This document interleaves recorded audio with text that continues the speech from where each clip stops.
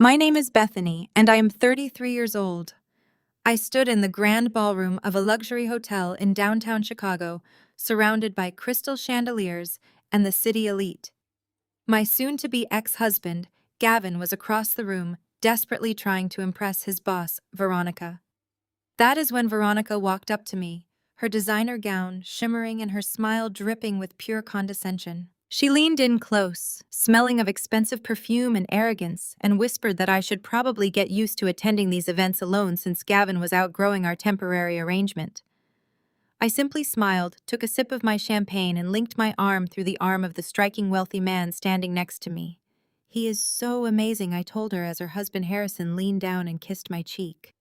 Veronica stood there, her designer glass trembling in her hand, shaking with pure rage. Before I tell you exactly how I orchestrated this flawless checkmate, let me know where you are watching from in the comments below.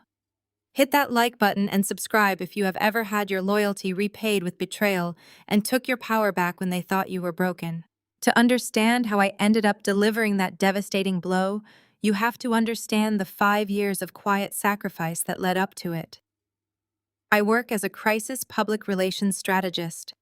It is a demanding, exhausting profession where I essentially put out fires for high-profile clients and corporations when their reputations are on the line. My phone rings at 2 in the morning with emergencies, and I am expected to have a media strategy drafted by sunrise. I love my job, or at least I used to before the stress of carrying my entire marriage started crushing the life out of me. When Gavin and I met, he was struggling. He had grand ambitions of becoming a top-tier management consultant, but he was bouncing between unpaid internships and low-level assistant roles that barely paid enough to cover his train fare. I was already established at my firm, making a solid income.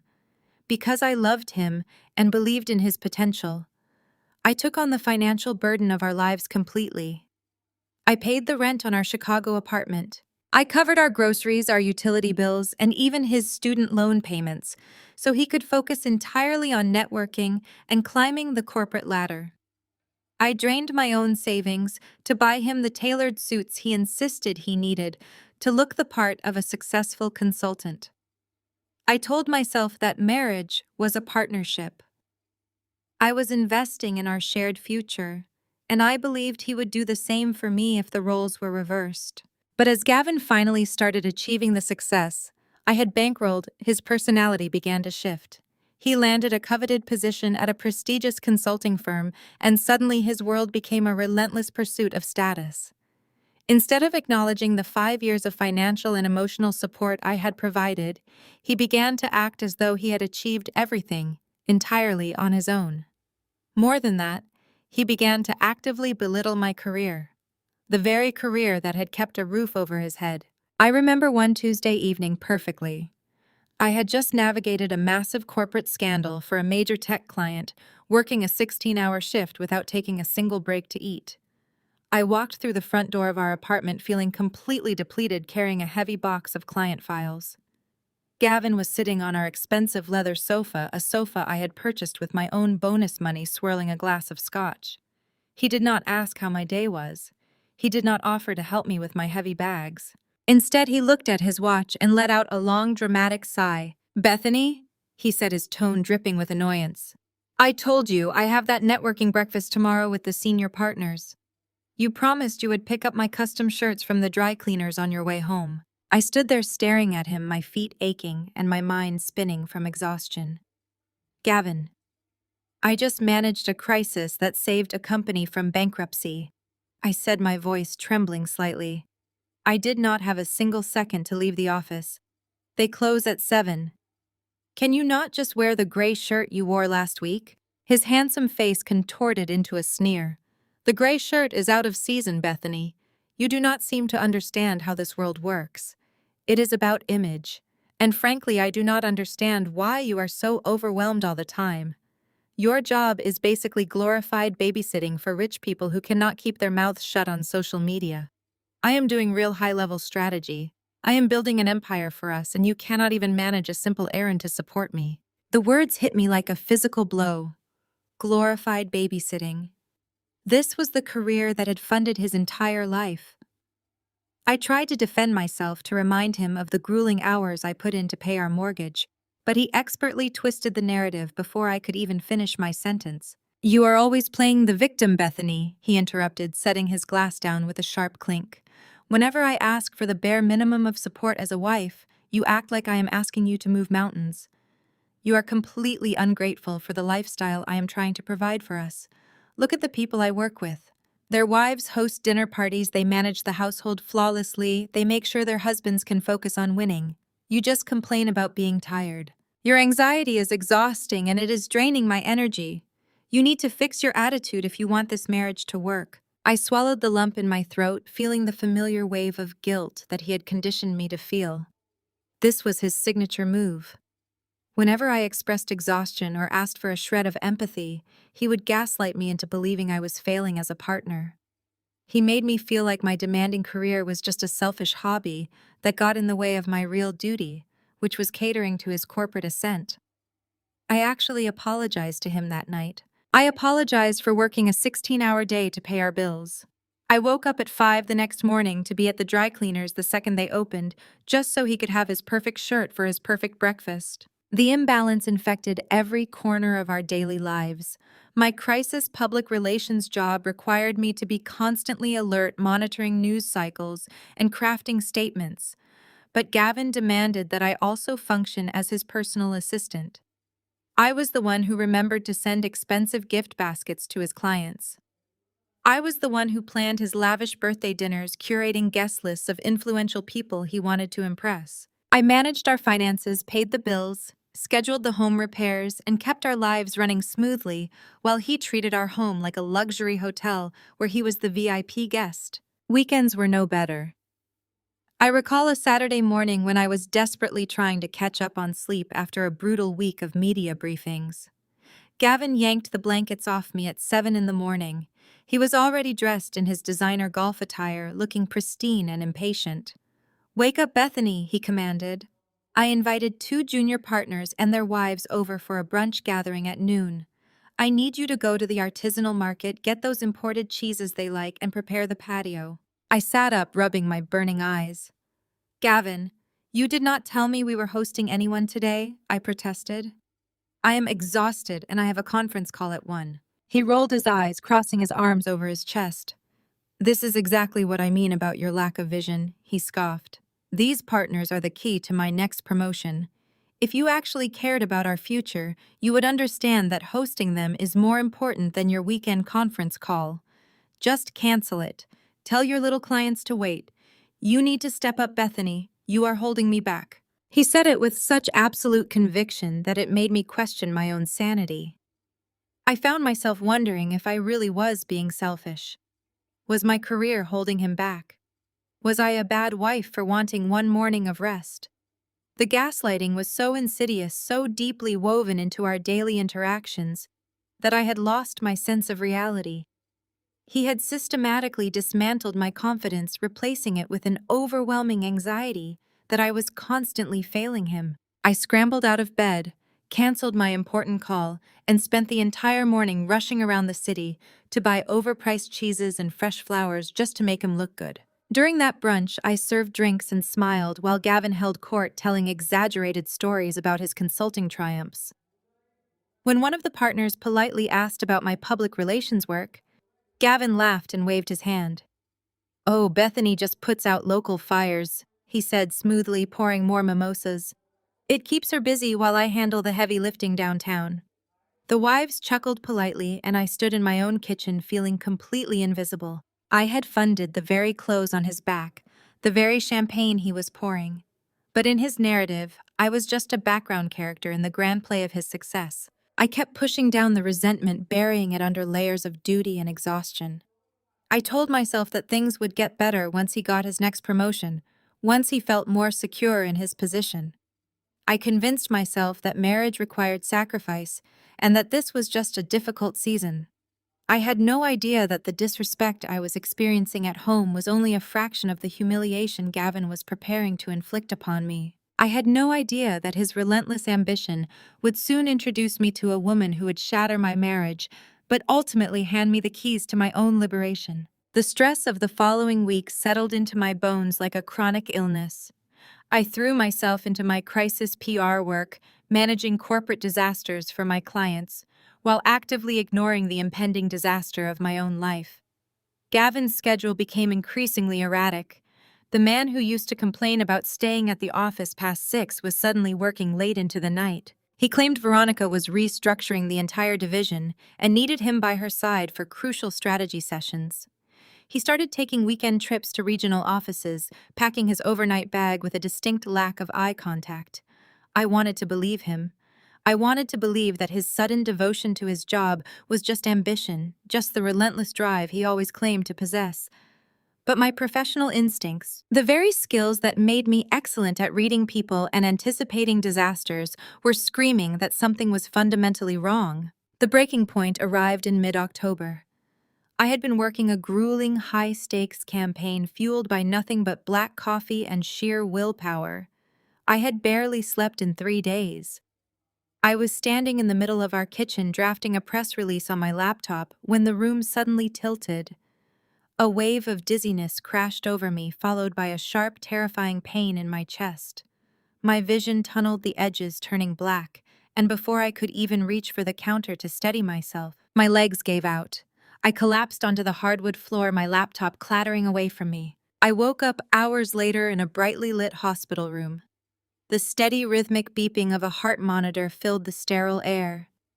An IV was taped to the back of my hand, pumping fluids into my severely dehydrated system. A nurse with kind, tired eyes explained that my assistant had called an ambulance when I failed to show up for a mandatory briefing and stopped answering my phone. The diagnosis was severe physical exhaustion, stress-induced panic, and dangerous dehydration. I was lucky my heart had not simply given out. My first thought through the fog of exhaustion was Gavin. I needed my husband. I reached for my phone on the bedside table with trembling fingers and dialed his number. It went straight to voicemail. I called again. Voicemail. I left a breathless, terrified message begging him to call me back, explaining I was at Chicago Memorial. I lay in that hospital bed as the afternoon bled into evening, watching the sky outside my window turn from gray to pitch black. Every time the door to my room opened, my heart leapt, hoping to see Gavin rush in with an apologetic, worried expression. But it was always just a nurse coming to check my vitals or replace my IV bag. I called his office. His secretary informed me he had left for an off-site meeting with Veronica and was unreachable. The silence from his end was deafening. It was an emotional abandonment so profound that it physically ached. I was lying in a hospital bed, hooked up to machines, because I had worked myself into the ground to maintain the lifestyle he demanded, and he could not even be bothered to answer his phone. He finally walked into my hospital room at 7 the next morning. He was wearing the same suit he had worn the day before, though it looked slightly rumpled. He held a lukewarm cup of coffee in one hand and looked mildly inconvenienced. "Bethany," he sighed, pausing at the foot of my bed. "What is all this?" "Your assistant left a hysterical voicemail on my work phone." I stared at him, my voice weak and raspy. "Gavin, I collapsed. I have been here since yesterday afternoon. I called you a dozen times. Where were you?" He rubbed his temples, letting out an exasperated breath. "I was working, Bethany. Veronica needed me for an urgent pitch prep at the flagship hotel downtown. We were in a conference room with zero reception. I stayed overnight to finalize the deck. You know how important this quarter is. You cannot just expect me to drop everything every time you forget to drink water and work yourself into a panic attack." He did not approach the bed. He did not touch my hand. He did not ask what the doctors had said. He stood there looking at my IV line with a mixture of pity and annoyance, annoyed that my medical emergency had interrupted his narrative. "You stayed at a hotel with Veronica." I repeated the words, tasting like ash in my mouth, "while I was in the hospital alone. Do not start with your paranoid delusions again." He snapped, his voice hard and defensive. "I am trying to secure our financial future. If you could manage your stress levels like a normal professional, I would not have to deal with this drama right before the biggest presentation of my career." He stayed for exactly 15 minutes before claiming he had to rush back to the office to meet Veronica. He walked out the door, leaving me alone with the rhythmic beeping of the monitor. As I watched his retreating back, a cold, crystalline realization settled over me. He was lying. The suit, the defensive posture, the immediate pivot to anger, it was all a performance. The seed of suspicion I had carried since the summer mixer finally cracked open and took root. 2 weeks later, the opportunity to uncover the truth practically handed itself to me. Gavin announced he had to fly to New York for the weekend. Another strategy retreat. Another urgent demand from Veronica. He asked me to pack his carry-on while he took a conference call in his home office. I opened his leather weekender bag, smoothing out the lining. As I ran my hand along the bottom panel, my fingers brushed against something hard and rectangular hidden beneath the zipper of the internal fabric. My breath hitched. I unzipped the lining and pulled it out. It was a sleek black burner phone. My crisis management instincts immediately overrode my shock. I did not cry. I did not scream. I sat on the edge of our bed, staring at the blank screen, my mind racing. I powered it on. The lock screen demanded a 4-digit passcode. I thought about the man I had married, his predictable ego, his obsession with status. I thought about the summer mixer and a specific date Veronica had loudly bragged about to the junior associates, the exact date she had orchestrated her massive corporate merger. September 14th, 0914. I typed the numbers in. The phone unlocked immediately. I opened the messaging app. There was only one contact saved, listed simply as V. I clicked on the thread, and the sheer cruelty of what I read nearly knocked the wind out of me. The betrayal was not just physical. It was a vicious, sustained campaign of malice against me. Months of texts chronicled their affair, detailing hotel room numbers, explicit meeting times, and degrading commentary about my life. But the messages surrounding my hospitalization were what truly shattered me. Gavin. The PR maid worked herself into a hospital bed. Dehydration and panic. She expects me to drop the pitch prep to come hold her hand. Veronica pathetic. Tell her you have zero reception. Room 412 is waiting for you, darling. Bring that expensive champagne she bought you last week. Gavin. On my way. Let her enjoy the hospital food. It is probably better than what she cooks anyway. I covered my mouth with a trembling hand, bile rising in my throat. They had been laughing at me. While I lay hooked up to an IV, terrified and alone, my husband was drinking the champagne I had purchased, with his wealthy boss mocking my pain. But as I scrolled further back, the messages shifted from cruel infidelity to something far more calculated. I found a thread dated from 3 weeks prior, revealing a deeply terrifying layer to their deception. Veronica. My corporate attorneys reviewed the joint account structure. If you transfer the bonuses directly into the offshore dummy LLC, she cannot touch it during the split. Not touch it. Gavin, perfect.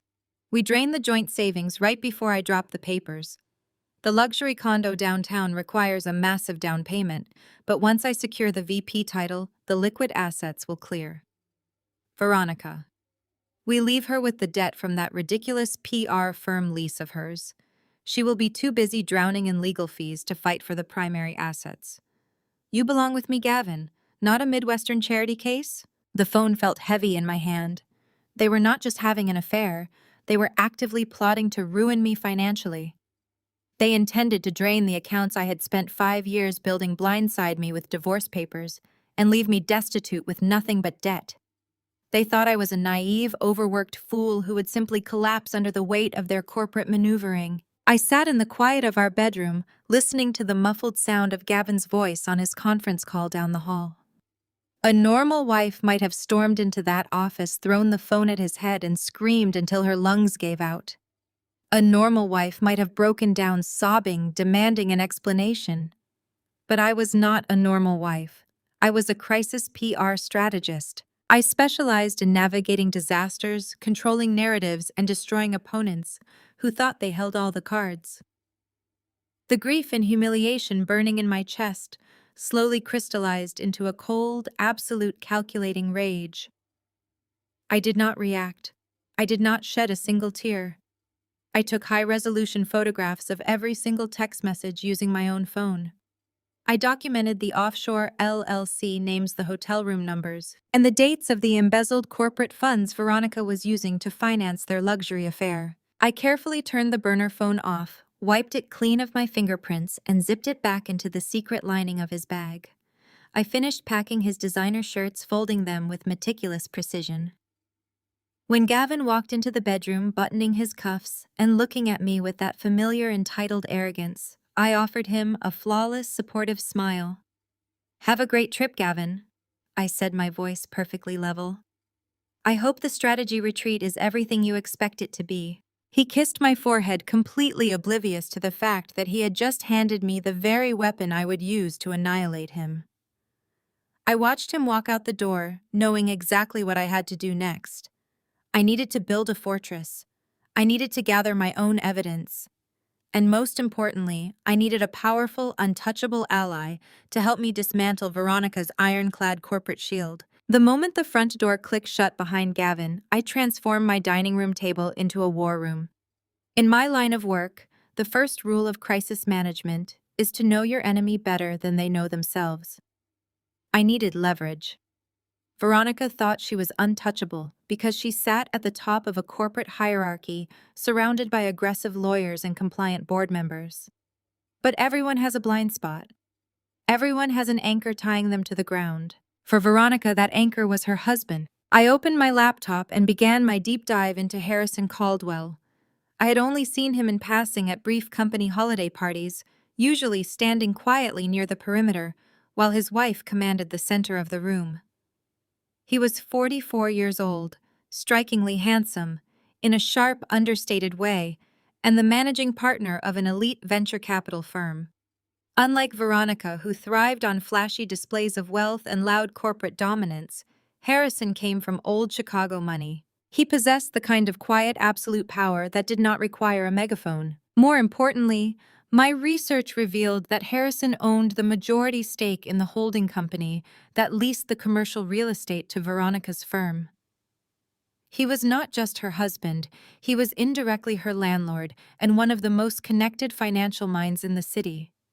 If I went to human resources with Gavin's burner phone, Veronica would squash me with her legal team and spin the narrative to make me look like a hysterical, jealous wife. But if I went to Harrison Caldwell, I would be handing the nuclear launch codes to the one man who had the power to bypass her corporate shields entirely. I spent 3 days building the perfect dossier.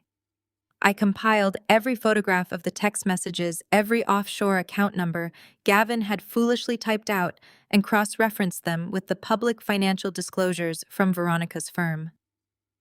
I transferred the entire package onto a sleek, encrypted flash drive. I was not going to approach Harrison as a weeping victim. I was going to approach him as a business partner offering a high-stakes merger. Tracking Harrison's routine required precision. Through some careful networking and a few strategic inquiries disguised as public relations research, I discovered that he started his Tuesdays and Thursdays at an exclusive low-profile coffee roaster in the River North district. He arrived at exactly 7:15 in the morning, sat in the corner booth, and read the financial papers before walking to his office. On a brisk Tuesday morning, I put on my most formidable armor. I chose a tailored navy blazer, a crisp white blouse, and a posture that radiated absolute confidence. My heart was hammering a frantic rhythm against my ribs, but my face remained an unreadable mask. I walked into the coffee shop at 7:20. Harrison was exactly where my research indicated. He wore a charcoal suit that fit him flawlessly, his dark hair threaded with subtle silver at the temples. He was sipping a black coffee, his sharp eyes focused on a tablet. I took a steadying breath, walked directly over to his table, and slid into the booth across from him without an invitation. He looked up, his brow furrowing in mild surprise. "I believe this booth is occupied," he said, his voice deep and calm, devoid of any immediate hostility but carrying a clear boundary. "It is," I replied smoothly. "Good morning, Harrison. My name is Bethany. I am Gavin's wife." Recognition flashed in his dark eyes, followed immediately by a guarded, impenetrable neutrality. He set his coffee cup down very slowly. "I know who you are, Bethany. What I do not know is why you are sitting across from me before 8 in the morning. I reached into my designer tote bag, retrieved the silver flash drive, and placed it directly in the center of the wooden table. I did not break eye contact. I am sitting here because our spouses are currently sharing a suite at a boutique hotel in Manhattan, I said, keeping my tone as conversational as if we were discussing the weather. They have been having an affair for at least 6 months, but that is not why I am here. Infidelity is a personal tragedy. What is on this drive is a corporate crime. Harrison did not flinch. He looked at the flash drive, then back up at me. His expression remained incredibly composed, which told me everything I needed to know. He was not shocked by the concept of his wife cheating. You are remarkably calm for a woman delivering this kind of news. He observed his gaze assessing me with sudden intense interest. I am a crisis strategist, I answered. Panic is bad for business. What you will find on that drive are high-resolution captures of a burner phone my husband hid in his luggage. It details their affair, yes. But more importantly, it details an intricate plan devised by your wife to embezzle company funds. She is funneling corporate money into offshore dummy accounts to finance luxury real estate for Gavin. They are using your firm's legal loopholes to do it, and they are planning to leave me with a mountain of fabricated debt. For the first time, a genuine reaction broke through Harrison's stoic facade. A dangerous, icy anger hardened the lines of his jaw. He picked up the flash drive, turning it over in his large, capable hands. I have suspected Veronica was stepping out for months, he admitted, his voice dropping to a low, quiet register that sent a shiver down my spine. She became sloppy with her schedule. But the financial irregularities, I have been tracking anomalies in our joint portfolios since the spring. Her accountants are ruthless, and she hid the trail behind layers of corporate red tape. I knew she was moving money, but I could not find the exact destination. I just handed you the map, I said. Harrison leaned forward, the casual coffee shop atmosphere completely vanishing around us. We were no longer two strangers. We were two generals surveying a battlefield. Why bring this to me? He asked. You could have taken this to her board of directors. You could have destroyed her career on your own. Because she would have destroyed me first, I replied honestly. I have the strategy, but I do not have the capital or the access to bypass her legal team. You do. You have the resources to freeze her out, and I have the narrative control to ensure she cannot spin her way out of the fallout. I do not just want to divorce my husband Harrison. I want to completely dismantle the infrastructure they are using to try and ruin me. A slow, appreciative smile spread across Harrison's face. It completely transformed his features, making him look devastatingly handsome and terrifyingly sharp. Bethany, he said, slipping the flash drive into the breast pocket of his suit. I think this is the beginning of a very beautiful partnership. We left the coffee shop and walked 2 blocks to his private office building. Once the heavy oak doors of his suite clicked shut behind us, the real work began. Harrison plugged the drive into a secure offline terminal. We stood shoulder to shoulder behind his massive desk as the files loaded onto the screen. As he scrolled through the text messages, I watched the muscles in his back tense under his suit. Seeing the casual cruelty with which Veronica and Gavin discussed us was a bitter pill to swallow, even for someone as composed as Harrison. When he reached the messages where they mocked my hospitalization, he stopped scrolling. He turned his head to look at me, his dark eyes softening with genuine empathy. You were in the hospital, and he left you there to meet her, he stated, a muscle ticking in his jaw. Yes, I said, looking away to hide the sudden sting of unshed tears. The tactical armor I wore was heavy, and for a brief second the sheer weight of the betrayal threatened to crush me. I felt a warm, strong hand gently grip my shoulder. I looked up. Harrison was standing close, offering a silent, grounding support that Gavin had never managed in 5 years of marriage. They are going to pay for this, Harrison said, his voice an absolute vow. Every single cent, every ounce of dignity they thought they could steal. We are going to strip them down to nothing. For the next 4 hours, we mapped out our counteroffensive. Harrison brought up banking records that perfectly matched the dates and amounts listed in Gavin's text messages. He showed me how Veronica was masking the embezzlement as consulting fees for fictitious foreign clients. In return, I drafted a timeline for the media fallout, identifying exactly which board members would turn on Veronica first when presented with the evidence. As we worked, the air between us shifted. The initial tension of our meeting dissolved into an easy, fluid rhythm. We anticipated each other's thoughts, finishing sentences, and building on each other's strategies. I found myself marveling at his brilliant, analytical mind.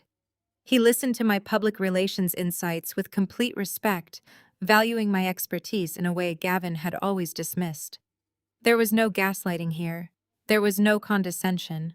There was only mutual respect, raw intelligence, and a shared driving purpose. "We need to lock down our assets immediately," Harrison said, leaning against the edge of his desk and crossing his arms. "I will begin moving my premarital wealth into protected trusts by tomorrow morning. Veronica will not notice the shift if I stagger the transfers through my secondary holding companies." "What about your finances?" "I have a separate account at a different bank," I explained.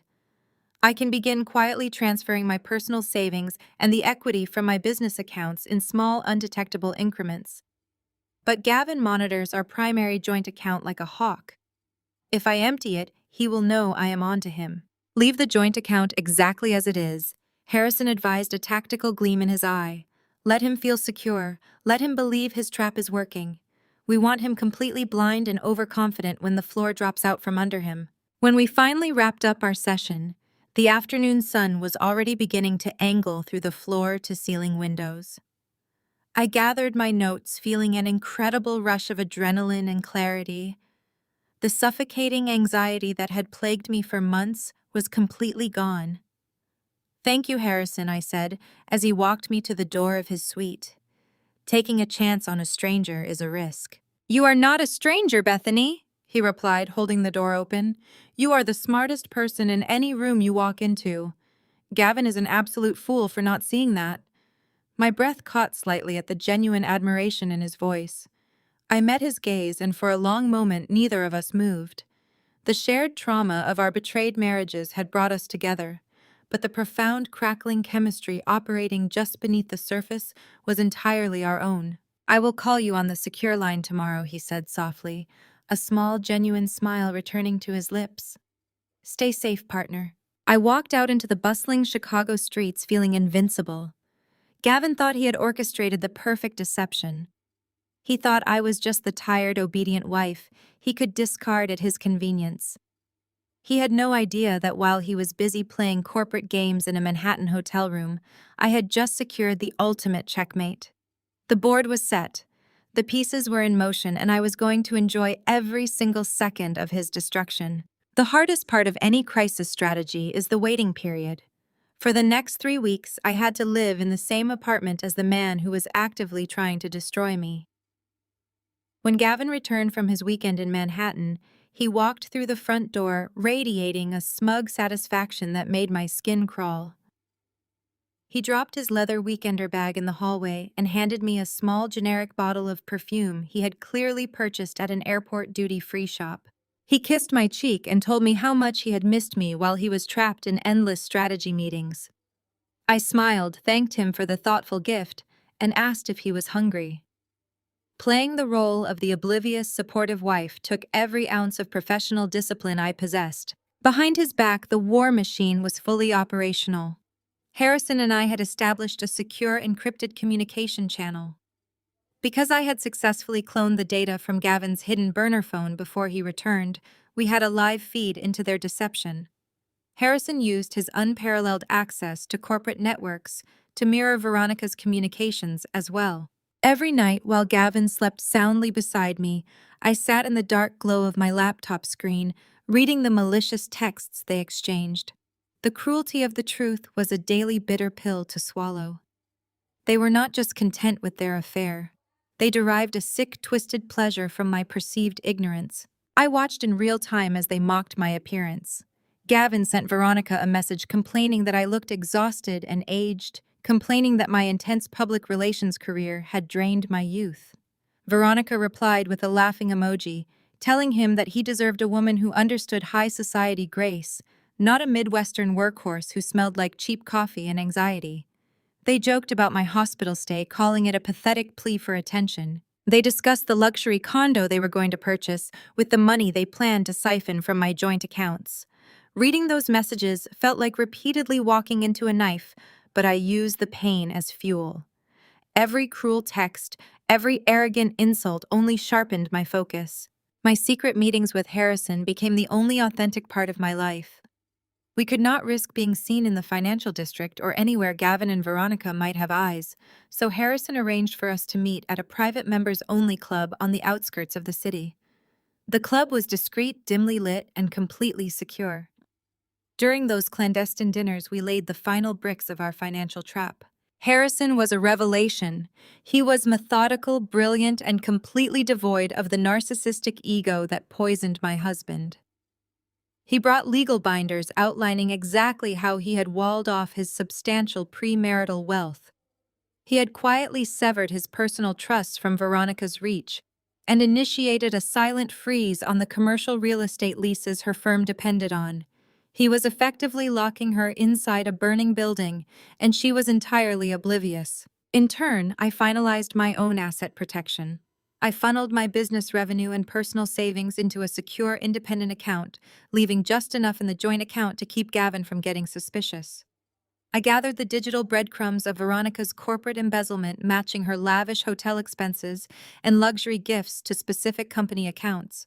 It was during one of these late-night strategy sessions that the dynamic between Harrison and me fundamentally shifted. We were sitting close together in a velvet booth reviewing a particularly vile exchange of texts where Gavin joked about serving me divorce papers on my upcoming birthday. My breath hitched, and despite my best efforts, a single tear escaped and tracked down my cheek. I moved to wipe it away quickly, embarrassed by the crack in my armor. Harrison reached out and gently caught my hand. His touch was warm, solid, and incredibly grounding.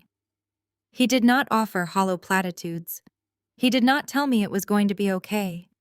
He simply looked at me with those dark, intelligent eyes and told me that Gavin was a blind, arrogant fool who was about to lose the best thing that had ever happened to him. "You are carrying a massive burden, Bethany," he said, his voice a low, comforting rumble in the quiet club.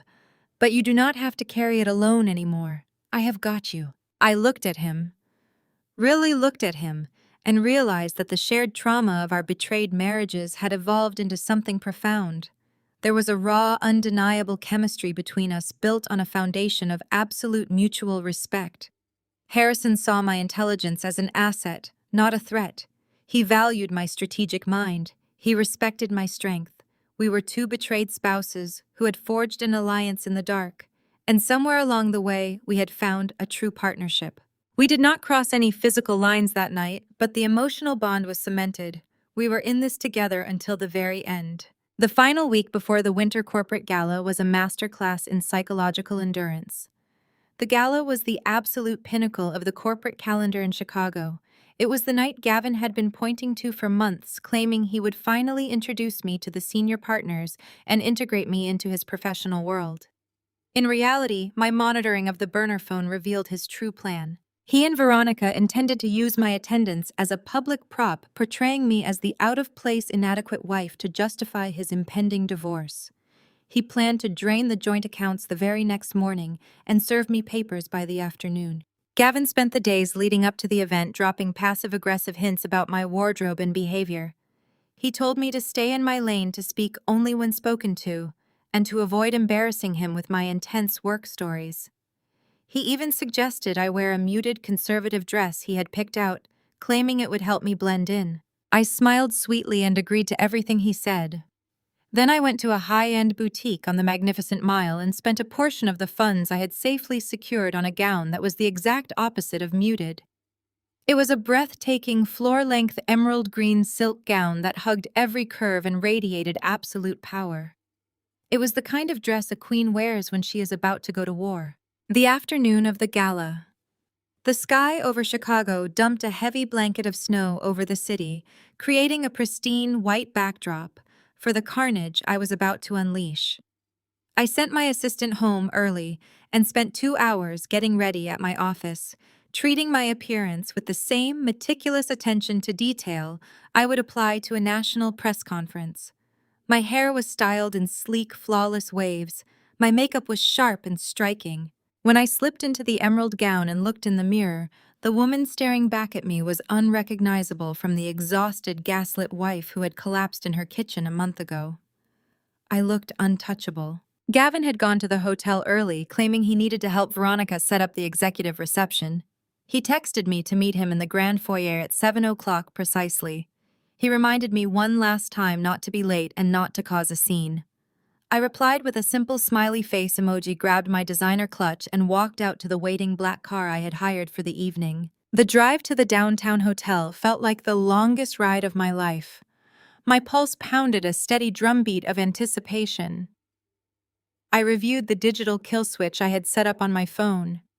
The automated email containing the complete dossier, the illicit texts, the offshore account numbers, the photographic proof of the corporate embezzlement was queued and ready to blast to the entire board of directors the moment I gave the command. Harrison had already arrived through a private entrance and was waiting in position. The car pulled up to the velvet ropes of the luxury hotel. Flashbulbs from corporate photographers popped in the crisp winter air. I stepped out of the vehicle, the emerald silk of my gown catching the light, and walked up the grand marble steps. Tonight, I was not the sacrificial wife. Tonight, I was the executioner, and the public reckoning was about to begin. I handed my coat to the attendant, took a deep breath of the electrified air, and pushed open the heavy mahogany doors to the grand ballroom. The final act was perfectly set. As I walked down the gilded hallway toward the ballroom, my mind flashed back to the cruel, malicious texts I had read on that burner phone. I remembered Veronica's exact words calling me a Midwestern charity case. I remembered Gavin's arrogant response agreeing that I was nothing more than a stepping stone he had finally outgrown. They had built their entire illicit fantasy on the assumption that my loyalty made me weak. They equated my 5 years of financial support and quiet sacrifice with stupidity. They fundamentally misunderstood that the same relentless drive that allowed me to manage national media crises and salvage ruined reputations was currently focused entirely on them. The muffled sound of a string quartet playing classical music leaked through the ballroom doors. I could hear the low hum of hundreds of wealthy, powerful people networking, drinking, and securing their places in the corporate hierarchy. This was Veronica's kingdom. This was the empire Gavin had sold his soul to enter. They felt completely safe inside these walls, surrounded by their sycophants and their wealth. I paused just outside the entrance. I opened my clutch and pulled out my phone. The screen glowed brightly in the dim hallway.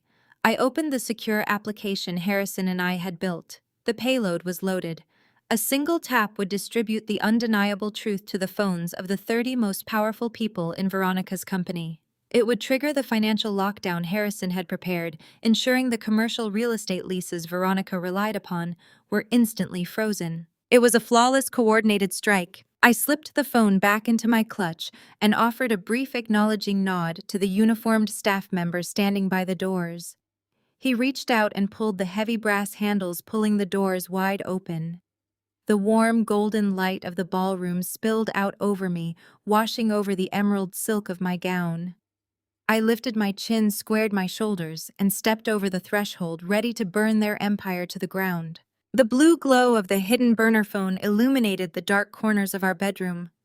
Down the hall, I could hear the muffled sound of Gavin speaking smoothly on his conference call, completely unaware that the foundation of his elaborate deception was resting in the palm of my hands.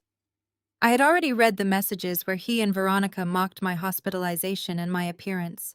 Those words had felt like a physical strike to my chest, leaving me breathless and raw. But as my thumb hovered over the screen, I forced myself to scroll further back into their message history. In my profession, I knew that the initial shock of a crisis was rarely the whole story. The real danger always lurked in the details you had not yet uncovered. I bypassed weeks of explicit hotel rendezvous arrangements and late-night messages until I hit a block of texts from late September. The tone of their conversation shifted dramatically, here transitioning from illicit romance to cold corporate strategy. I clicked on an attachment Veronica had sent him. It was a digital rendering of a breathtaking luxury condominium in the Gold Coast neighborhood, featuring floor-to-ceiling windows and sweeping views of Lake Michigan. Gavin had replied immediately, "The square footage is incredible. Are we sure we can secure the down payment by the end of the quarter?" Veronica's response chilled the blood in my veins. "My legal team confirmed the loophole today. As long as you transfer the funds from the joint account into the Delaware Shell Company before you file the papers, she will be completely locked out." We disguised the transfer as a high-yield venture capital investment gone bad. By the time her lawyers subpoena the financial records, the money will be tied up in corporate litigation indefinitely. I sat frozen on the edge of the mattress, my lungs forgetting how to pull in air. I read the message again and then a third time, letting the sheer magnitude of their malice wash over me. They were not just having an affair, they were orchestrating my absolute financial ruin. I kept scrolling my eyes, scanning the text as the full scope of their hidden agenda revealed itself. Gavin expressed concern about the commercial lease I had recently signed for my public relations agency. I had taken on a massive personal liability to secure premium office space, a risk I only took because Gavin had assured me our joint savings would serve as my safety net. Veronica's solution to his concern was ruthlessly simple. She told him to time the divorce filing for the exact week my quarterly business taxes were due. She mapped out a scenario where draining our accounts would leave me entirely unable to cover my agency lease or my payroll. She promised Gavin that within a month I would be drowning in so much commercial debt that I would not have the financial resources or the mental energy to fight him for any primary assets. She assured him I would be forced to settle for absolutely nothing just to escape the legal fees. "You belong in this penthouse with me, Gavin," she had written. "You cannot carry the weight of a struggling Midwestern wife forever. Cut the cord and let her sink." Gavin had responded with a heart emoji. "I will initiate the transfer the morning of the winter corporate gala. We will celebrate our new life that night." The phone felt heavy and toxic in my grip. I looked around the bedroom I had meticulously decorated. I looked at the expensive tailored suits hanging in his open closet. I had paid for those suits. I had paid the mortgage on this apartment. For 5 grueling years, I had worked 16-hour days, managed impossible clients, and sacrificed my own physical health to build the very savings account they were casually planning to steal. Every dollar in that joint account represented a night. I did not sleep a meal.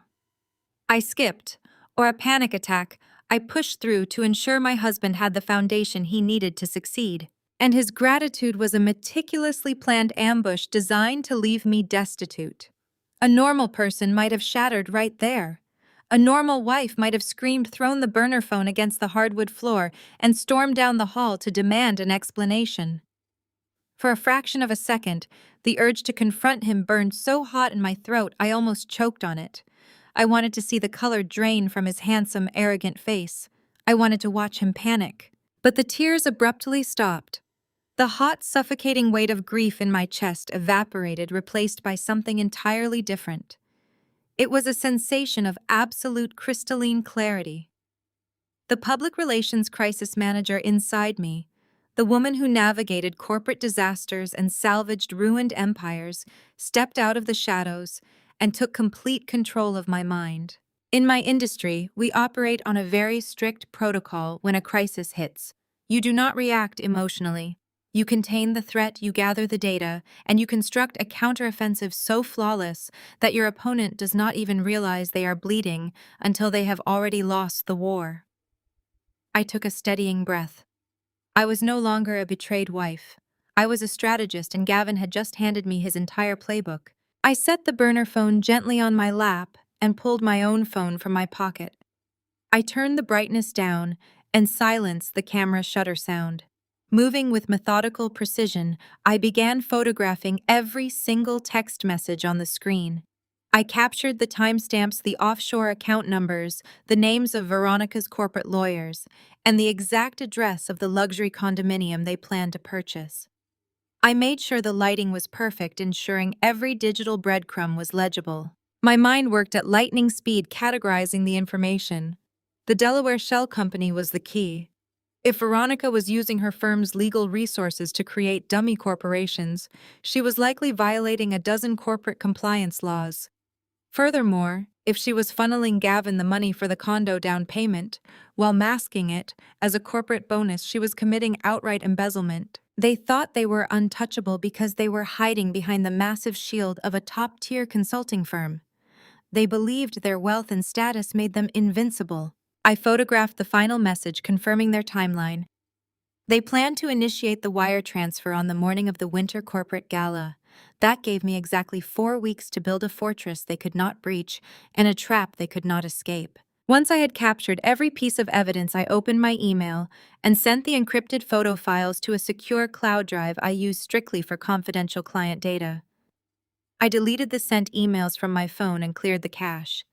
I left absolutely no digital footprint of my discovery. I picked up the burner phone and carefully backed out of the messaging application. I closed the background apps, mimicking exactly how the phone had looked when I first turned it on. I powered the device down and watched the screen fade to black. I walked over to Gavin's leather weekender bag, holding the phone by the edges. I slid it deep into the hidden lining of the internal pocket, zipping the fabric shut so smoothly that it looked entirely undisturbed. I returned to packing his clothes. I folded his designer shirts, matching the sleeves perfectly. I tucked his expensive silk ties into their designated pouches. My hands did not shake. My breathing was slow and even. The woman who had collapsed from exhaustion just weeks prior was gone, entirely eradicated by the cold, calculating force that now directed my every movement. Gavin thought my loyalty made me weak. He had spent years gaslighting me into believing I was overly anxious and dependent on his guidance.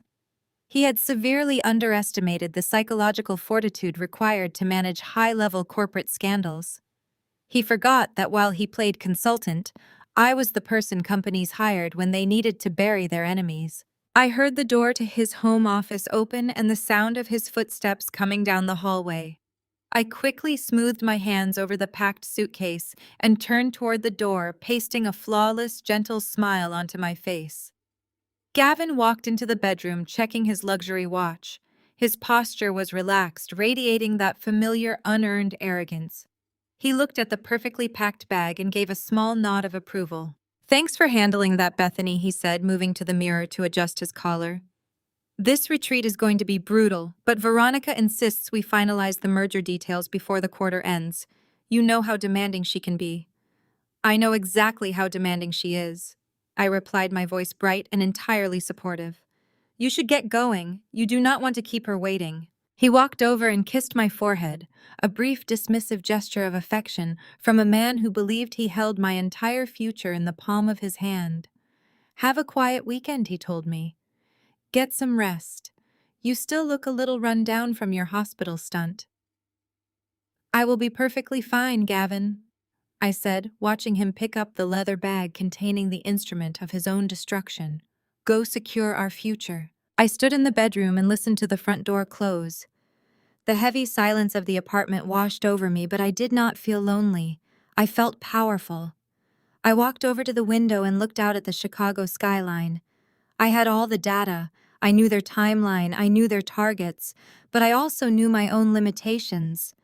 Veronica was a senior vice president with an army of corporate attorneys at her disposal. If I tried to expose this fraud alone, she would bury me in litigation and drag the process out until my business went bankrupt, just as she had planned. To execute a flawless counteroffensive, I needed an ally who possessed the financial artillery to match her corporate shield. I needed someone who could access her hidden accounts, freeze her assets, and dismantle her power from the inside out. My mind immediately locked onto the only logical choice. I needed the one man Veronica believed she could deceive. I needed the man who actually owned the ground she walked on.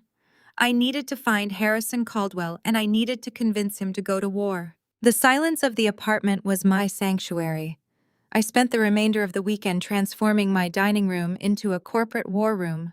My laptop screen illuminated the dark mahogany table, casting a harsh blue light over the stacks of printed financial disclosures and legal filings I had meticulously gathered. If I was going to approach a man of Harrison Caldwell's stature, I could not rely on tears or emotional pleas. Men like Harrison did not respond to heartbreak. They responded to data. They responded to leverage.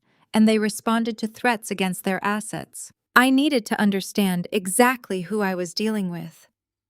My fingers flew across the keyboard, diving deep into the digital footprint of Veronica's husband. Harrison was a ghost in the social scene, which was incredibly rare for a man married to someone as status-obsessed as Veronica.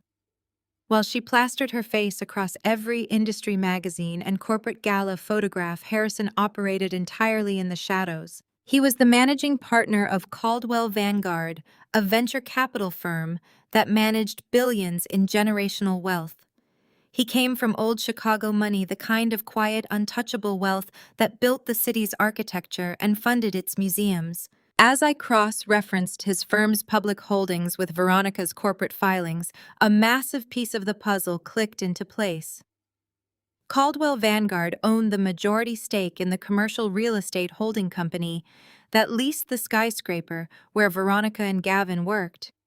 Harrison was not just her husband, he was indirectly her landlord. He controlled the very ground she walked on. If I went to human resources with Gavin's burner phone, Veronica would deploy her legal team to crush me and spin the narrative to make me look like a hysterical, jealous wife. But if I went to Harrison, I would be handing the nuclear launch codes to the one man who had the power to bypass her corporate shields entirely. The problem was access. A man with his level of wealth and influence is heavily insulated. I could not simply call his office. His executive assistants would screen the call, demand my name, and likely flag the interaction to Veronica before I ever got through. I could not approach him at a corporate event because his wife would be standing right next to him. I needed to corner him in a neutral environment where he was completely unguarded. I needed an ambush. I utilized every investigative skill my public relations career had taught me. I scoured architectural profiles, lifestyle interviews, and charity board meeting minutes. I finally struck gold in a 3-year-old profile from a niche financial magazine. In a brief paragraph about his morning routine, the author mentioned that Harrison preferred to start his days entirely disconnected from the digital world, reading physical newspapers at a specific artisanal coffee roaster in the River North District. He was a creature of habit. Every Tuesday and Thursday, he arrived precisely at 7 in the morning before walking to his office. I had my target. I had my location. Now I needed my weapon. I purchased a military-grade encrypted flash drive. I carefully transferred the high-resolution photographs of the text messages, the offshore account numbers, the hotel receipts, and the digital rendering of the luxury condo Gavin and Veronica planned to buy. I organized the files into perfectly labeled folders, creating a digital dossier that was impossible to refute. It was a masterpiece of crisis management preparation. When Tuesday morning arrived, the Chicago sky was a bruised, heavy gray. A bitter wind whipped off the lake, threatening snow, but the cold matched the ice in my veins perfectly. I stood in front of my bedroom mirror and dressed for war. I bypassed my usual practical office wear and selected a sharply tailored navy blue suit that radiated authority. I pulled my hair back into a sleek, uncompromising style. I applied my makeup with a steady hand, ensuring there was no trace of the exhausted, gaslit woman Gavin had left behind. I slipped the silver flash drive into my structured leather tote bag and walked out the door. The coffee shop in River North was a haven of warm mahogany roasted espresso beans and quiet luxury. It was not the kind of place filled with loud tourists or rushing commuters. It was populated by executives having quiet breakfast meetings and wealthy locals avoiding the morning rush. I stepped inside, brushing the cold wind from my shoulders, and scanned the room. My heart hammered a frantic, desperate rhythm against my ribs, but I forced my breathing to remain slow and steady. I spotted him immediately. Harrison Caldwell was sitting in a secluded corner booth, perfectly illuminated by the morning light filtering through the frosted windows. He was even more striking in person than he was in the rare society photographs. He wore a charcoal suit that fit his broad shoulders flawlessly, his dark hair threaded with subtle silver at the temples. He exuded an aura of absolute unbothered power. Just as the article had promised, he was drinking black coffee and reading the Wall Street Journal completely alone. The distance between the entrance and his corner booth felt like a mile. Every instinct of self-preservation screamed at me to turn around. He could laugh in my face. He could call security and have me thrown out. He could be just as cruel and narcissistic as his wife and warn her the moment I left. I was risking everything on a single conversation with a stranger. But then I thought about Gavin's arrogant smirk. I thought about the text message calling me a Midwestern charity case. I tightened my grip on my leather bag and walked straight toward the corner booth. The sharp click of my heels against the polished concrete floor drew his attention.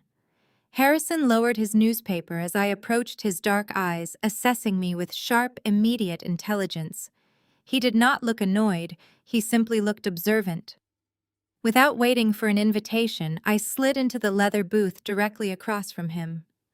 I placed my tote bag on the seat beside me and folded my hands on the pristine wooden table. Harrison did not flinch, but his posture shifted slightly, transforming from relaxed to heavily guarded. "I believe this booth is occupied," he said. His voice was deep calm and entirely devoid of hostility, but it carried a clear, unmistakable boundary. It was the voice of a man who was used to the world rearranging itself to suit his preferences.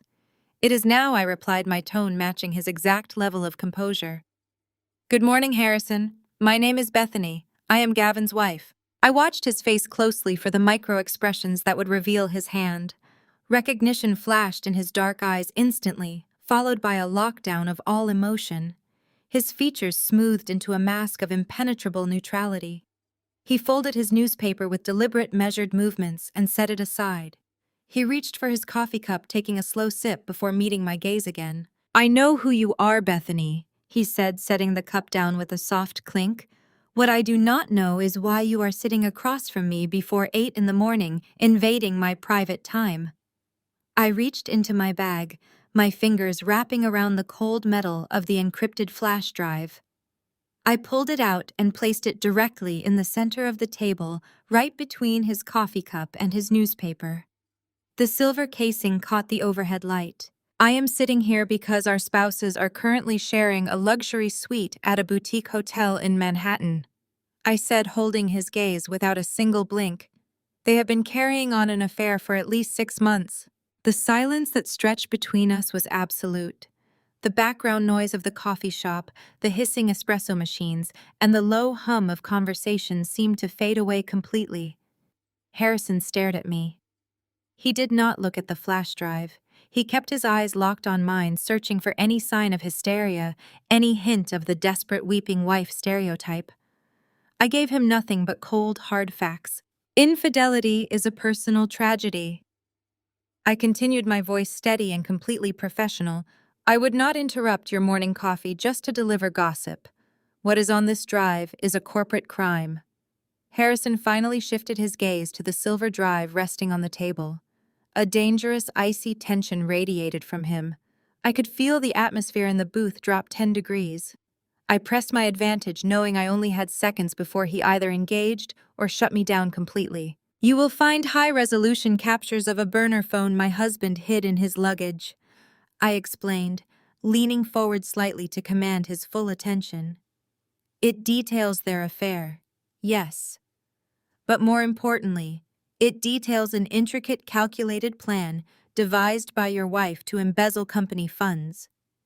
She is actively funneling corporate money into offshore dummy accounts to finance a luxury real estate purchase for my husband. They are using your firm's legal loopholes to do it, and they are planning to drain my life savings to leave me with a mountain of fabricated debt." I laid my cards face up on the table, waiting for the explosion. I braced myself for him to call me a liar, for him to demand I leave, for him to defend the woman he had married. Instead, Harrison reached out slowly and picked up the flash drive. He turned it over in his large, capable hands, his face a mask of terrifying contemplation. The air between us was electric heavy with the weight of mutual betrayal and the sudden dangerous potential for total destruction. We held the handshake for a long, momentous second, sealing the pact. The alliance was formed. We spent the next 2 hours mapping out our communication protocols. We established secure email channels and encrypted messaging apps. We agreed to meet only in safe, highly vetted locations to exchange intelligence. Harrison provided me with the names of 3 forensic accountants he trusted implicitly, instructing me to forward any new banking data Gavin might carelessly leave exposed on our home network. As I prepared to leave his office, the afternoon sun was beginning to break through the gray Chicago clouds. I gathered my tote bag, feeling an incredible sense of clarity.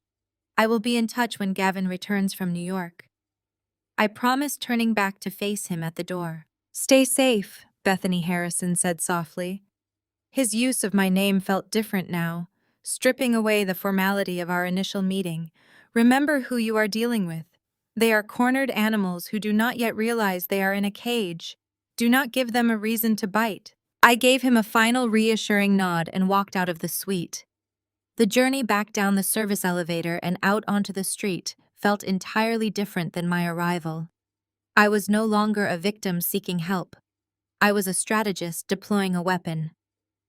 Gavin and Veronica thought they were playing a brilliant game of chess. They had no idea that Harrison and I had just flipped the entire board. One particular evening, we were reviewing a highly specific exchange of texts, where Gavin joked about serving me divorce papers on my upcoming birthday. The sheer malice of the message caught me off guard.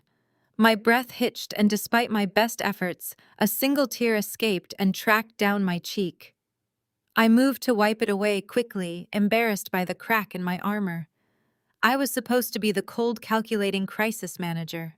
Harrison reached out and gently caught my hand. His touch was warm, solid, and incredibly grounding. He held my hand, resting it on the polished oak table right on top of the damning financial documents. "You are carrying a massive burden, Bethany," he said softly. His thumb traced a soothing circle against the back of my hand. "But you do not have to carry it alone anymore. I have got you." I met his gaze, and the air between us became thick and electrified. We were sitting so close I could feel the heat radiating from his body. The intellectual respect we shared was rapidly giving way to a deep physical pull. I looked at the sharp lines of his jaw, the intensity in his dark eyes, and the absolute steady reliability he projected. This was what a real partner looked like. This was a man who did not need to tear a woman down to make himself feel powerful. I squeezed his hand back, a silent acknowledgement of the shift between us. We did not cross any physical lines that night, but the emotional bond was permanently cemented. We were in this together until the very end. The quiet moments in between the data crunching became the highlight of my week.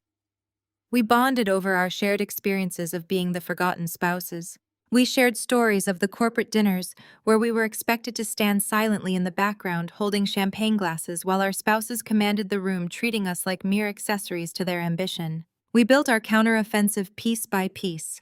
I drafted the internal memos that would soon land on the desks of Veronica's board members, outlining the exact nature of the embezzlement. Harrison cross-checked my public relations strategy against the financial data, ensuring every claim was backed by irrefutable banking records. We were building a digital bomb designed to detonate with maximum casualties. We discovered that Veronica had authorized a final massive transfer of embezzled funds scheduled to clear the morning of the winter corporate gala. The timing was almost poetic. They planned to drain my joint accounts that same morning, pooling the stolen corporate money with my life savings to finalize the luxury condo purchase. They wanted to attend the gala as a victory lap before dropping the hammer on me the next day. "They just handed us the detonator," Harrison said, a predatory smile touching his lips as we reviewed the transfer schedule. "If we time the data release perfectly, the board members will receive the evidence of the embezzlement at the exact moment the stolen funds attempt to clear the offshore accounts. The automated fraud alerts will freeze her entire department's operational budget while she is standing in the middle of the ballroom. And I will ensure the board receives the full, unredacted text message history, proving Gavin is her co-conspirator," I added, matching his predatory smile. "They will both be terminated for gross misconduct before the dessert course is even served." We finalized the digital kill switch. The automated emails were queued and ready to blast to the entire board of directors. The financial lockdown protocols were securely staged. The commercial real estate leases Veronica relied upon were primed to be instantly frozen by Harrison's holding company. It was a flawless, coordinated strike built from the ground up by a crisis manager and a venture capitalist who refused to be victims. As we packed up the leather binders on our final night of preparation, Harrison stood close to me. He helped me slip into my winter coat, his hands lingering warmly on my shoulders. We had survived the grueling research phase. We had uncovered the corporate crime. We had built the trap. Now all we had to do was attend the most important corporate event of the year and burn their empire to the ground. "Are you ready for this, Bethany?" he asked, his voice a quiet, powerful anchor in the dimly lit room. I looked up into the eyes of the man who had become my greatest ally and my closest confidant. The exhaustion of the past month was entirely gone, replaced by a surging, powerful adrenaline. We were about to walk into the lion's den, wearing the skins of our enemies. "I have never been more ready, Harrison," I replied. "Let us go end this." The morning after my final strategy session with Harrison required the greatest acting performance of my entire life. I unlocked the front door of my apartment and stepped into the suffocating reality of my marriage. Gavin was sitting at the kitchen island drinking a protein shake and scrolling through his phone. He did not look up when I walked in. He simply held out his empty coffee mug, expecting me to fill it. I took the mug, walked to the espresso machine, and poured the coffee. My hands did not shake. My breathing remained perfectly steady. I handed him the warm mug and offered a flawless, supportive smile. He took a sip and complained that the espresso was too bitter. I apologized and promised to buy a different roast later that afternoon. Playing the role of the oblivious, subservient wife was a psychological endurance test that pushed me to my absolute limits. Every instinct in my body screamed to take that hot coffee and pour it over his expensive tailored suit. I wanted to scream that I knew everything about his betrayal and his malicious financial plotting, but the crisis manager inside me kept my emotions locked in a titanium vault. I had to let him feel completely in control. Over the next few days, Gavin became incredibly smug. He was practically vibrating with the arrogant energy of a man who believed he had outsmarted everyone in his orbit. He started dropping subtle, cruel hints about our future. He told me that after the winter corporate gala, our lives were going to change drastically. He said he was going to shed a lot of unnecessary dead weight to streamline his focus. He even suggested that I start looking at cheaper office spaces for my public relations firm, claiming my current lease was too much of a financial burden for him to carry. The sheer audacity of his gaslighting was breathtaking. I was the one paying the lease. I was the one funding his life. Yet he stood in our kitchen adjusting his silk tie and acting as though he were a generous benefactor preparing to cut off a charity case. I nodded enthusiastically and told him he was absolutely right. I agreed that we needed to make major financial changes for our mutual benefit. I watched him smirk at my compliance. He thought he was watching a weak woman capitulate to his superior intellect. He had no idea he was actually watching a predator quietly lock the doors to the slaughterhouse. While Gavin was busy picking out his tuxedo for the gala, I executed the most critical phase of our counteroffensive. The financial lockdown required absolute precision. Harrison and I had coordinated our timelines down to the minute. On Tuesday morning, while Gavin was in a closed-door meeting with Veronica, I walked into my commercial bank branch. I bypassed the standard tellers and sat down in the private office of my personal wealth manager. I had worked with her for years, and she knew me as a savvy, pragmatic business owner. I handed her a stack of notarized documents. I instructed her to immediately transfer 95% of my personal savings and the entirety of my business operating capital into a newly established secure account. I attached multi-factor authentication protocols to this new account, tying the security keys exclusively to a biometric scan and a secondary mobile device that Gavin did not even know existed. I explicitly revoked Gavin's viewing privileges on my business profile, ensuring he could not track the movement of my corporate assets. My wealth manager processed the complex requests with quiet efficiency. I instructed her to leave exactly $4,000 in the primary joint account. It was a carefully calculated number. It was just enough money to cover the upcoming utility bills and keep Gavin's automated banking alerts from triggering a low balance warning. If he checked the account application on his phone, everything would appear perfectly normal at a superficial glance. He would not realize the vault was entirely empty until he attempted to execute his massive wire transfer to the Delaware Shell Company. Across the city, Harrison was orchestrating an even more massive financial maneuver. He utilized his intricate network of secondary holding companies to quietly shift his premarital wealth out of Veronica's reach. He insulated his vast real estate portfolios, his venture capital shares, and his personal trusts behind ironclad legal barriers. He effectively built an impenetrable financial moat around his empire. Veronica's corporate accountants were so focused on hiding their own embezzled funds that they completely missed the fact that her husband was systematically revoking her access to his billions. The trap was physically and legally set. The money was absolutely safe. That evening, Harrison and I met at a quiet, snow-covered park along the lakefront. We needed a safe location to confirm the final transfers away from prying eyes and digital surveillance. The freezing Chicago wind whipped around us, but I barely felt the cold. Harrison was waiting on a secluded wooden bench wearing a heavy wool overcoat. When he saw me approaching, he stood up and closed the distance between us with purposeful strides. He did not offer a formal handshake this time. He reached out and pulled me into a warm, solid embrace. I rested my cheek against the rough wool of his coat, breathing in the clean, sharp scent of cedar and winter air. The crippling tension of the past few days, the exhausting charade I had to maintain with Gavin, melted away completely in his arms. "The transfers are complete," he murmured, his voice a low, steady rumble against my ear. "The trusts are permanently sealed. Veronica has absolutely no access to the capital." "My accounts are secured," I replied, pulling back just enough to look up into his dark, intelligent eyes. "Gavin is completely locked out of the primary funds. We did it." Harrison lifted a gloved hand and gently brushed a stray lock of hair away from my face. His touch was incredibly tender, a stark, beautiful contrast to the ruthless corporate warfare we were currently waging. In that quiet snow globe of a moment, the reality of our connection settled deeply into my bones. What had started as a tactical alliance born of mutual betrayal had blossomed into something entirely different. We had spent weeks in the trenches together, sharing our intellect, our strategies, and our vulnerabilities. I realized that I was falling deeply, profoundly in love with him, and it had nothing to do with revenge. I did not want Harrison simply because he was Veronica's husband. I wanted him because he was the first man in my entire life who truly saw me.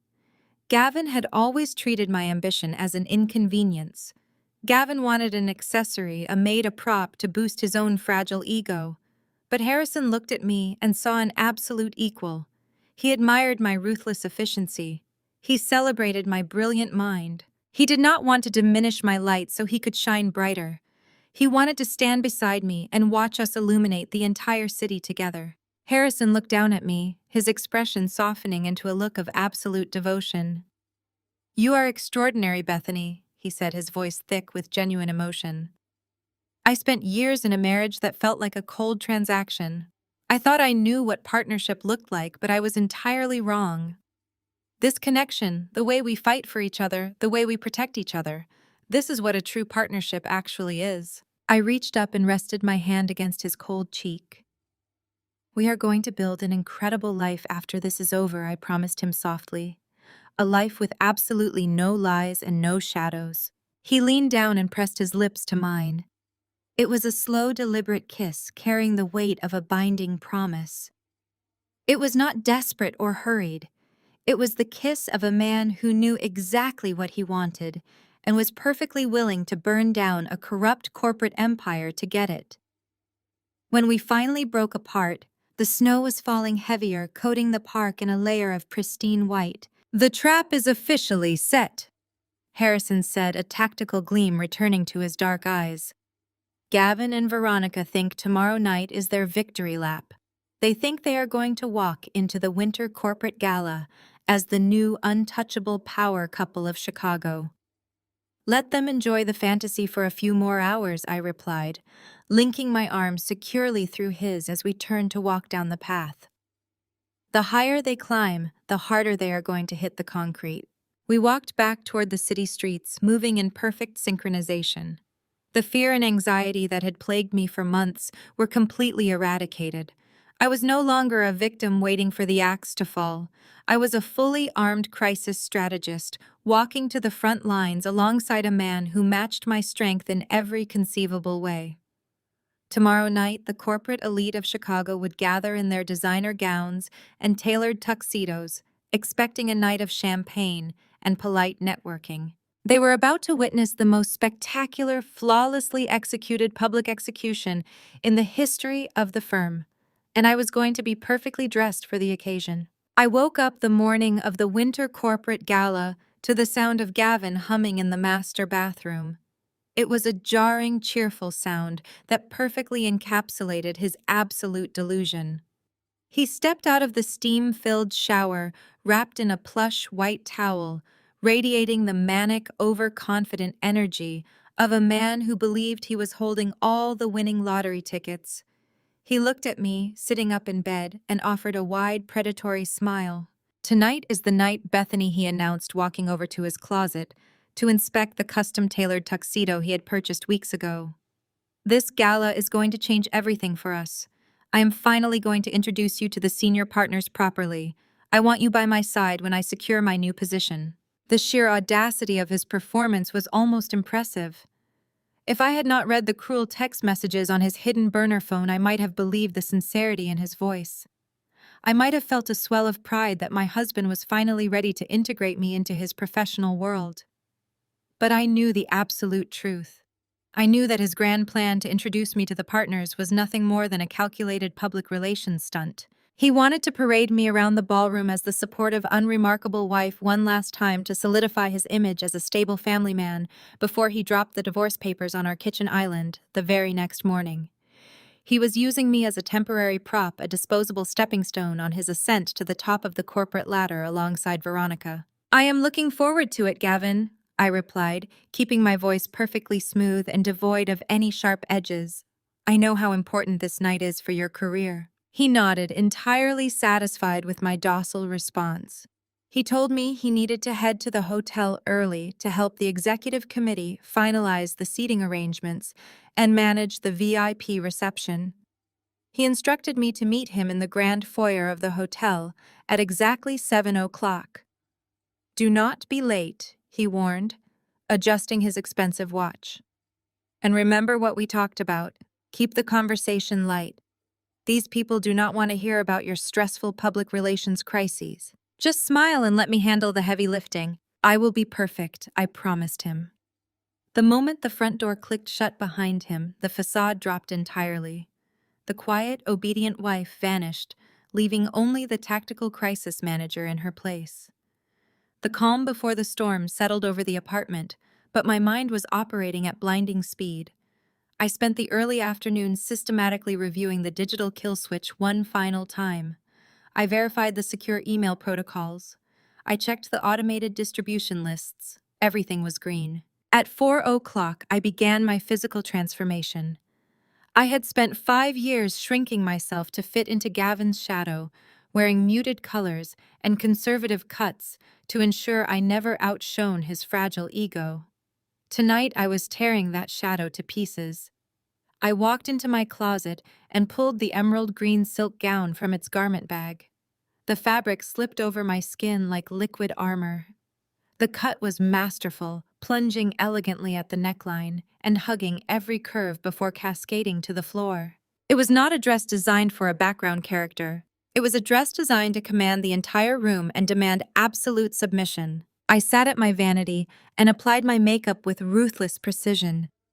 I swept my hair back into a sleek, severe style that exposed the sharp lines of my cheekbones and highlighted the steady, uncompromising intensity in my eyes. I fastened a pair of diamond drop earrings that caught the light with every slight movement of my head.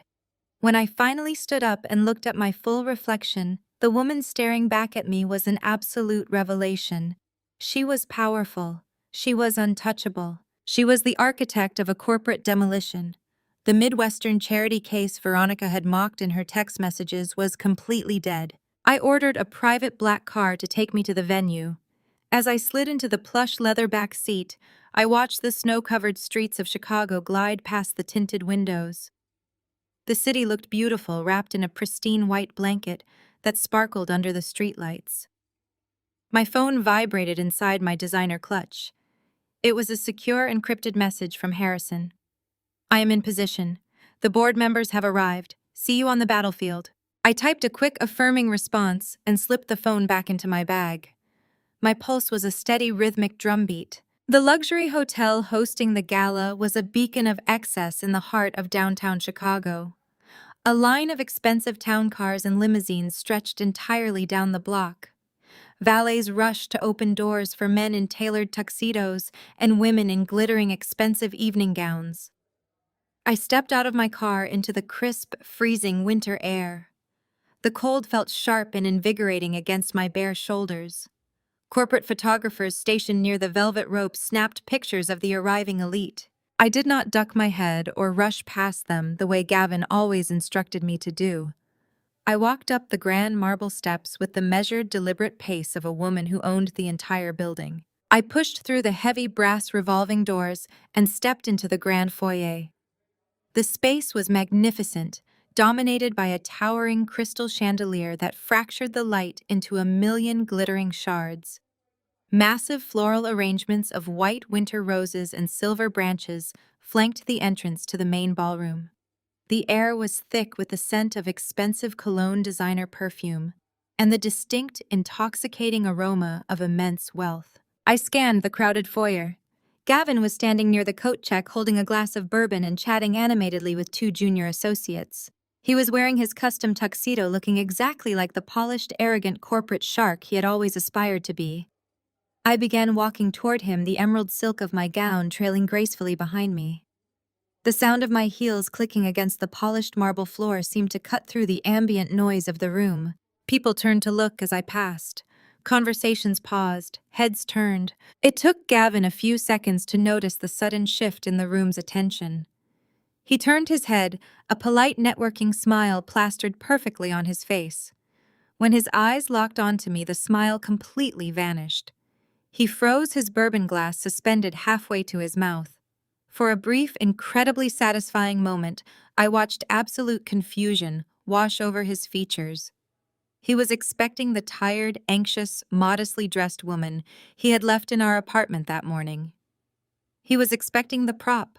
Instead, he was looking at a woman who radiated a lethal, unbothered confidence that he had never seen before. I closed the distance between us and stopped just inches away from him. "Good evening, Gavin," I said, my voice smooth and perfectly modulated. "I believe I am exactly on time." The two junior associates stared at me, clearly impressed, before offering polite, stammering greetings and quickly excusing themselves to join the main reception. Gavin blinked visibly, struggling to recalibrate his brain. He looked me up and down, taking in the emerald gown, the diamonds, the flawless, immaculate styling. "Bethany?" He managed to say, his voice tight with an unfamiliar, nervous tension. "You look different. Where did you get that dress? I thought you were wearing the navy one we discussed." "I decided to make a statement tonight," I replied, holding his gaze without a fraction of a flinch. "You said this was the most important night of your career. I wanted to ensure I looked the part." He frowned, clearly unsettled by my sudden massive shift in power. The dynamic he had carefully controlled for 5 years had instantly evaporated, and he did not know how to handle the formidable woman standing in front of him. He opened his mouth, likely to issue a condescending reprimand to put me back in my place and restore his fragile ego. But before he could speak, a shrill, commanding voice called his name from the ballroom entrance. "Gavin, darling, we need you at the VIP tables immediately." We both turned. Veronica was standing under the grand archway, surrounded by a group of senior executives. She was wearing a plunging crimson dress dripping in heavy jewels and radiating the aggressive territorial energy of an apex predator. When she saw me standing next to Gavin, her eyes narrowed into sharp, hostile slits. She did not bother to hide her absolute disdain for my presence. The moment Gavin heard Veronica's voice, the confusion on his face was instantly replaced by a desperate, fawning eagerness. The magnetic pull of her wealth and corporate power completely overrode his temporary distraction regarding my appearance. He turned back to me, the arrogant, dismissive smirk returning to his lips. "We will discuss your wardrobe choices later," he muttered quickly, checking his reflection in a mirrored pillar to ensure he looked perfect for her. "Stay close, but do not hover. I have to go secure the partners. Try to mingle with the other wives and stay out of trouble." He did not wait for my response. He practically sprinted toward Veronica, eager to play his role in their illicit fantasy. I stood in the foyer watching him eagerly join the very woman who was orchestrating his impending doom. I took a deep, centering breath and smoothed the silk of my gown. The false sense of security was firmly in place. They were completely absorbed in their own hubris, oblivious to the fact that the ground beneath their feet was already rigged with explosives.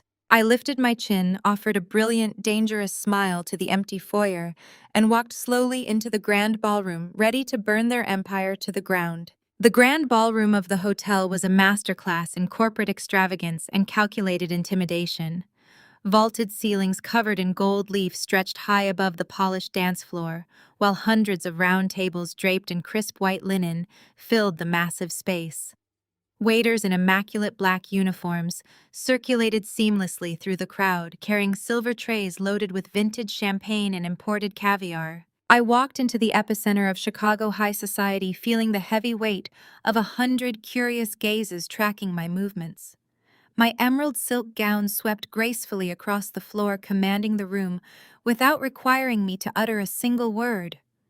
In my profession, I had walked into countless hostile environments to manage catastrophic press conferences, but this felt entirely different. This was not business. This was a highly personal execution. I navigated the room with deliberate, slow steps, refusing to scurry or shrink into the background. I was hunting, and I needed my targets to come directly to me. Across the massive room near the heavily guarded VIP tables, I finally spotted them. Veronica was holding court, surrounded by senior partners, industry titans, and the very board members I was about to blindside.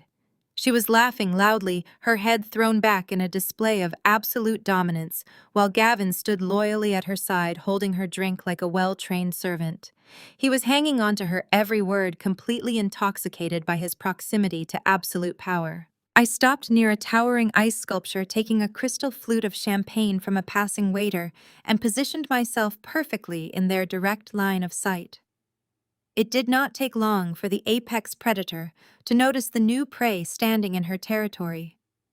Veronica caught sight of my emerald gown and the uncompromising posture I had adopted. A flicker of genuine surprise crossed her sharp features, but it was quickly masked by a dark, calculating glare. She leaned over and whispered something into Gavin's ear. He turned his head, saw me standing there looking like a queen instead of a peasant, and visibly swallowed hard. But Veronica was not a woman who allowed anyone to challenge her dominance in her own kingdom. She handed her empty glass to a junior associate, squared her shoulders, and began walking directly toward me.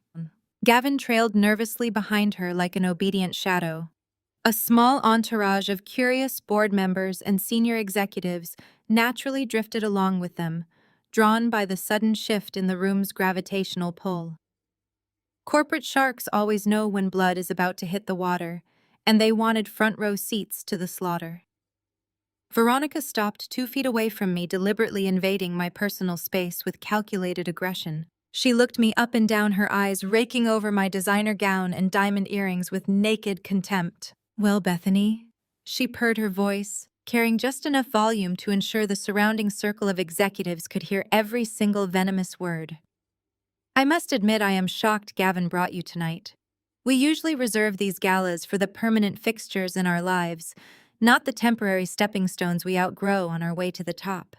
It is so brave of you to wear such a loud dress to an event where you so clearly do not belong. I suppose you wanted to enjoy one last taste of luxury before you return to your modest little life." The senior partners standing nearby exchanged awkward, uncomfortable glances.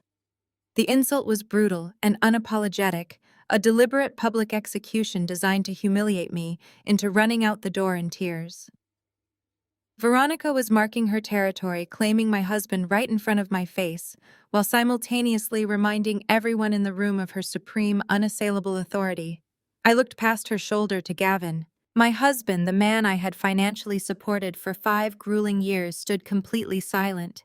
He did not defend me. He did not ask his boss to show respect. He simply stared at the floor, his cowardice on full display, perfectly willing to let me be socially slaughtered if it meant securing his promotion and his luxury condo. In the past, a moment like this would have broken my spirit. I would have felt the familiar crushing weight of anxiety and shame. I would have apologized for existing. But tonight my pulse remained perfectly steady. I took a slow, elegant sip of my champagne and offered Veronica a smile so terrifyingly calm that it caused her confident smirk to falter. I did not need to raise my voice. I did not need to defend my presence. Because at that exact moment, the crowd behind Veronica suddenly parted like the Red Sea. Harrison Caldwell moved through the sea of executives with the effortless, devastating authority of a man who owned the entire city. His dark eyes were locked entirely on me, ignoring the sudden hushed whispers rippling through the wealthy crowd. Veronica heard the murmurs and turned around, her face instantly transforming from malicious predator to fawning, devoted wife. "Harrison, darling?" she cooed, taking a step toward him and reaching out to grasp the lapel of his tailored suit. "I was just telling Gavin's wife how out of place she is tonight." Harrison did not even break his stride. He walked straight past Veronica, completely ignoring her outstretched hand, leaving her grasping at empty air. A collective gasp echoed from the circle of senior partners, witnessing the brutal public dismissal of their senior vice president. Harrison stepped directly into my personal space, bridging the gap between us. He reached out and wrapped his large, warm arm firmly around my waist, pulling me flush against his side. The physical claim was undeniable, absolute, and utterly shocking to everyone watching. The heat of his body radiated through the emerald silk of my gown, grounding me perfectly. I looked up into his dark eyes, sharing a brief silent communication of absolute tactical solidarity. We had sprung the trap. Gavin physically recoiled, taking a panicked step backward as he watched the billionaire venture capitalist effectively claim his wife in the middle of a crowded ballroom. The smug arrogance that had defined his entire existence completely evaporated, leaving only a pale, terrified realization that the game had drastically changed. He opened his mouth to speak, but his voice completely failed him. He was completely out of his depth. I turned my attention back to Veronica. She stood frozen in place, her mouth slightly open, staring in absolute horror at her billionaire husband holding the woman she had just called a temporary stepping stone. The color drained entirely from her face, leaving her looking pale and suddenly very old. The supreme confidence she had wielded just seconds ago was completely shattered, replaced by a dawning, terrifying comprehension. I smiled, allowing the full weight of my victory to shine through my expression. I looked her dead in the eyes and delivered the killing blow. "He is so amazing," I told her, sipping my champagne as her husband kissed my cheek. I kept my voice pitched perfectly so that every single executive board member and partner in the surrounding circle heard every crystal-clear syllable. "He has been such a wonderful support system while you and Gavin have been spending all those late nights in Manhattan hotel rooms. I think the luxury suite you prefer was 412 if I remember the corporate billing records correctly." The silence that crashed down on the ballroom was deafening. The string quartet in the background seemed to fade into absolute nothingness. The senior executives stared at Veronica, their eyes wide with shock, as the realization of my words settled over them. They were not just hearing a piece of petty gossip. They were witnessing a brutal, flawless checkmate delivered by the wife of the man she was sleeping with while firmly held in the arms of the husband she was actively betraying. Veronica stood there, her designer glass trembling so violently in her hand that the champagne spilled over the crystal rim and splashed onto her expensive shoes. She was shaking with pure, unadulterated rage and sudden, terrifying panic. The reality of her exposure stripped away all her corporate armor, leaving her completely naked in front of the very people she sought to control. She opened her mouth to speak, to scream, to issue a furious denial, but no words came out. She was completely paralyzed, trapped in the inescapable spotlight of her own absolute destruction. The silence in the grand ballroom was a living, breathing entity. It hung heavy over the velvet ropes and the crystal centerpieces. Veronica remained frozen, her expensive champagne soaking into the pristine carpet. But Gavin, the man who had built his entire identity on dodging accountability, suddenly snapped out of his paralyzed stupor. His survival instincts kicked in, and he immediately resorted to the only weapon he had ever effectively wielded against me. He tried to control the narrative by calling me insane, Bethany, stop this right now, he hissed, his face flushing a deep, angry red. He took a frantic step forward, reaching out as if to grab my arm, but Harrison slightly shifted his weight, establishing a solid physical barrier that Gavin lacked the courage to cross. Gavin quickly withdrew his hand, adjusting his silk tie with trembling fingers. He turned his attention to the circle of senior partners and board members, attempting to salvage his plummeting corporate trajectory. "I am so sorry about this," he announced, pasting a frantic, apologetic smile onto his face. His voice was too loud, pitching upward with raw desperation. "My wife is not well. She has been under a tremendous amount of stress at her public relations firm. She actually collapsed a few weeks ago and had to be hospitalized for a severe mental breakdown. She has been suffering from extreme paranoia and delusions. She is having a complete hysterical episode right here in front of us." He gestured toward me with a mixture of faux pity and aggressive condescension. I watched him perform the routine I knew so intimately. He was trying to gaslight me in front of the most powerful people in Chicago. He wanted them to view me as a frantic, overworked woman who had finally snapped under the pressure of his soaring success. He wanted them to dismiss the devastating truth I had just spoken as the ravings of a jealous, unstable mind. He was trying to construct a reality where his infidelity was just a figment of my broken imagination. "Please excuse her behavior, Veronica," he pleaded, turning to his boss with a sickening display of blind loyalty. "I will get her out of here immediately.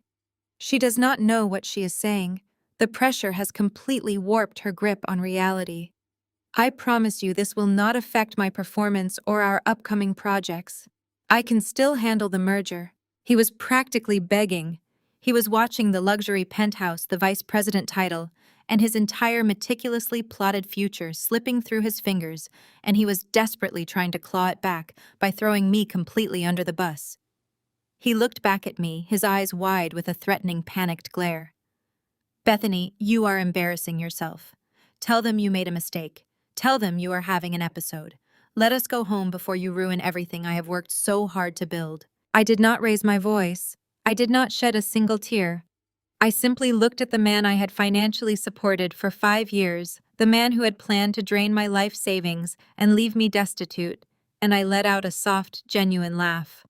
The sound of my amusement cut through his frantic gaslighting like a freshly sharpened razor blade. "I am not having a breakdown, Gavin," I said, my voice carrying with crisp, absolute clarity across the circle of executives. "I am having a breakthrough. And you are right about one thing. I do handle public relations crises for a living. I manage corporate disasters, which means I never walk into a room to make a massive accusation without bringing the receipts to back it up. I do not deal in hysteria. I deal in hard, irrefutable data." I reached into my designer clutch and pulled out my smartphone. The screen illuminated my face in the dim, elegant lighting of the ballroom. I had already bypassed the lock screen. The secure application Harrison and I had built was open, waiting for my final command. Gavin stared at the phone, his frantic apologies dying instantly in his throat. He saw the cold, clinical certainty in my eyes, and the first true wave of terror finally washed over his features.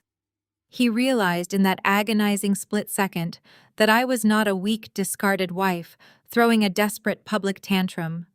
I was a professional executioner, and my finger was hovering directly over the switch. "You and Veronica thought you were brilliant," I continued, locking eyes with the senior vice president who was still trembling in her ruined designer shoes. "You thought you could use corporate funds to finance your affair and hide the stolen money in a Delaware shell company.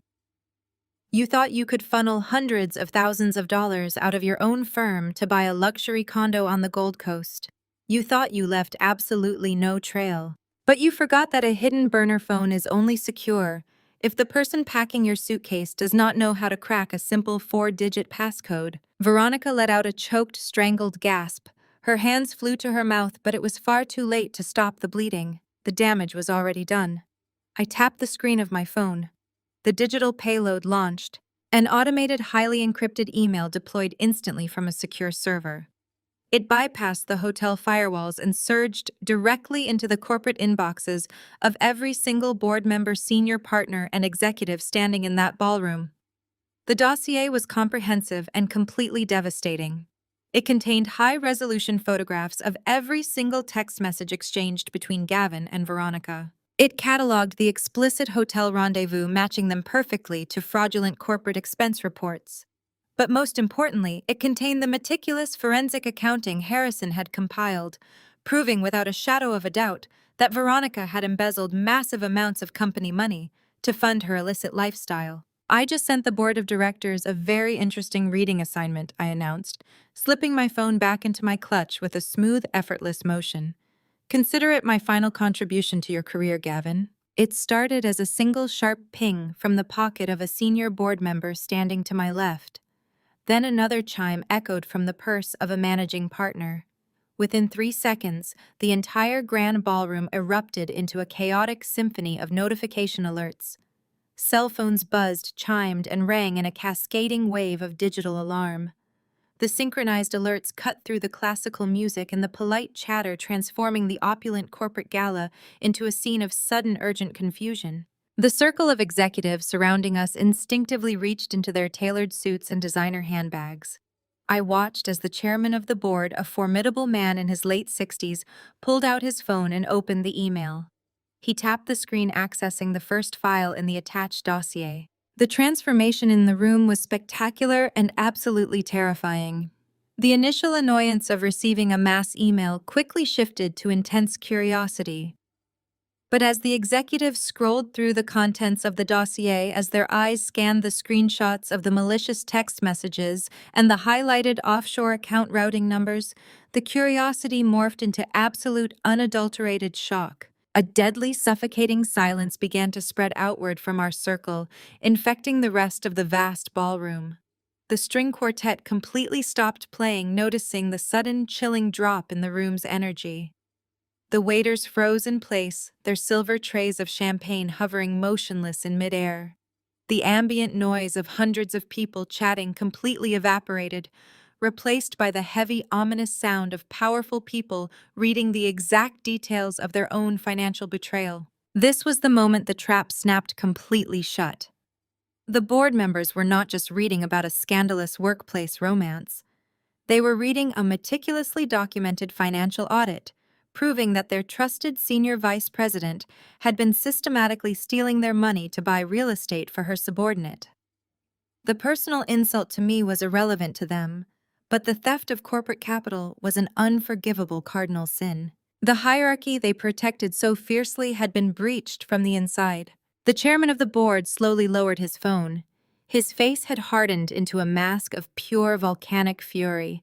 He looked up from the glowing screen and directed a gaze of absolute lethal destruction entirely at Veronica. The other board members followed suit. One by one, they lowered their devices and turned their collective attention to the two people standing exposed in the center of the room. The collective glare of the corporate elite was a physical, crushing weight. Veronica and Gavin were completely surrounded, trapped in a tightening circle of furious billionaires and disgraced partners. There was nowhere to run. There was nowhere to hide. The elaborate, untouchable empire they believed they commanded had just shattered into a million irreparable pieces right in front of their eyes. Gavin looked around the circle, his breathing shallow and rapid. He looked at the faces of the men he had spent 5 years trying to impress, the men he had planned to join at the top of the hierarchy. He saw nothing but utter revulsion and professional disgust. The realization that his career was permanently, instantaneously obliterated hit him so hard his knees actually buckled. He swayed on his feet, letting out a low, pathetic whimper of absolute defeat. Veronica remained completely rigid, her eyes darting frantically around the circle of her peers. The woman who had ruled this company with an iron fist, the woman who had mocked my modest upbringing and plotted my financial ruin, was now the most despised person in the building. The power she had wielded so ruthlessly was entirely gone, stripped away by a single email sent from the very woman she had dismissed as a temporary stepping stone. Harrison tightened his arm reassuringly around my waist. We stood together, a united, impenetrable front, watching the absolute annihilation of the people who had tried to destroy us. We did not need to say another word. The evidence was speaking for itself, and the final verdict was already written in the furious silent stares of the board of directors. The execution was completely and flawlessly executed. The suffocating silence holding the ballroom captive finally broke. The crowd parted one last time as the chief executive officer of the firm, Jonathan Pierce, stepped directly into the center of the circle. His face was a mask of cold, absolute fury. He did not yell. He did not cause a physical scene. The quiet volume of his voice carried more terrifying authority than a scream ever could. "Veronica," he said, his tone entirely devoid of its usual professional warmth. "Gavin, my private suite is down the hall. You will both step inside it immediately. Do not speak to anyone on your way out. Do not touch another glass of champagne. Move now." Veronica blinked rapidly, her chest heaving as she struggled to pull her shattered composure back together. Her survival instincts, the same ruthless traits that had propelled her to the top of the corporate ladder, kicked into overdrive. She realized that walking into that room alone meant walking into a slaughterhouse. She needed her ultimate shield. She turned her panicked gaze toward her billionaire husband, attempting to summon the commanding authority she had wielded just 10 minutes prior. "Harrison," she demanded, her voice trembling but sharp. "We are leaving. Come with me right now." She reached her hand out, fully expecting him to step forward and cover her with his protective cloak of wealth and status. She expected the man she had chronically underestimated to follow her orders and save her reputation. Harrison did not move a single inch. He remained firmly planted beside me, his arms still securely wrapped around my waist. He reached into the inner breast pocket of his tailored charcoal suit jacket using his free hand. He pulled out a thick, heavy manila envelope and held it out toward her. "I am not going anywhere with you, Veronica," he stated, his voice echoing with absolute finality. "My legal team filed these documents with the courts an hour ago. You have been formally served with divorce papers. You will also find the official notifications regarding my assets. Every single commercial lease your firm relies upon through my holding company is currently under review for immediate termination due to your fraudulent activity. Every personal account you thought you had access to is permanently frozen." Veronica stared at the envelope as if it were a venomous snake. She did not reach out to take it. She was completely paralyzed. Harrison calmly tossed the thick envelope. It landed with a heavy thud directly at her feet, striking the tip of her ruined designer shoes. "You are completely on your own," Harrison told her. "Do not ever attempt to contact me again." He did not wait for her response. He turned his head and looked down at me, a genuine warm smile replacing the cold fury he had directed at his wife. "Shall we go, Bethany?" he asked softly, offering me his arm. I smiled back, slipping my hand into the crook of his elbow. "I would love to," I replied. We turned our backs on the wreckage. We walked through the grand ballroom, moving at a deliberate, elegant pace. The crowd of corporate elites parted for us, offering us a wide, clear path to the heavy mahogany doors. No one spoke a word to us. They simply watched in silent awe as we exited the battlefield, leaving Veronica and Gavin to face the absolute slaughter of Jonathan Pierce's private suite. The immediate fallout was swifter and far more brutal than even my most optimistic crisis management projections could have anticipated. By 8 o'clock the next morning, the corporate execution was completely finalized. Veronica was unceremoniously terminated from her position as senior vice president. She was not given the dignity of a quiet resignation or a gracefully worded press release about pursuing other opportunities. The board of directors stripped her of all titles, revoked her severance package, and immediately escorted her out of the building through the loading dock. But losing her job was only the first wave of her professional ruin. The financial audit triggered by my digital dossier exposed the sheer magnitude of her embezzlement. She had violated her corporate contract in the most egregious manner possible.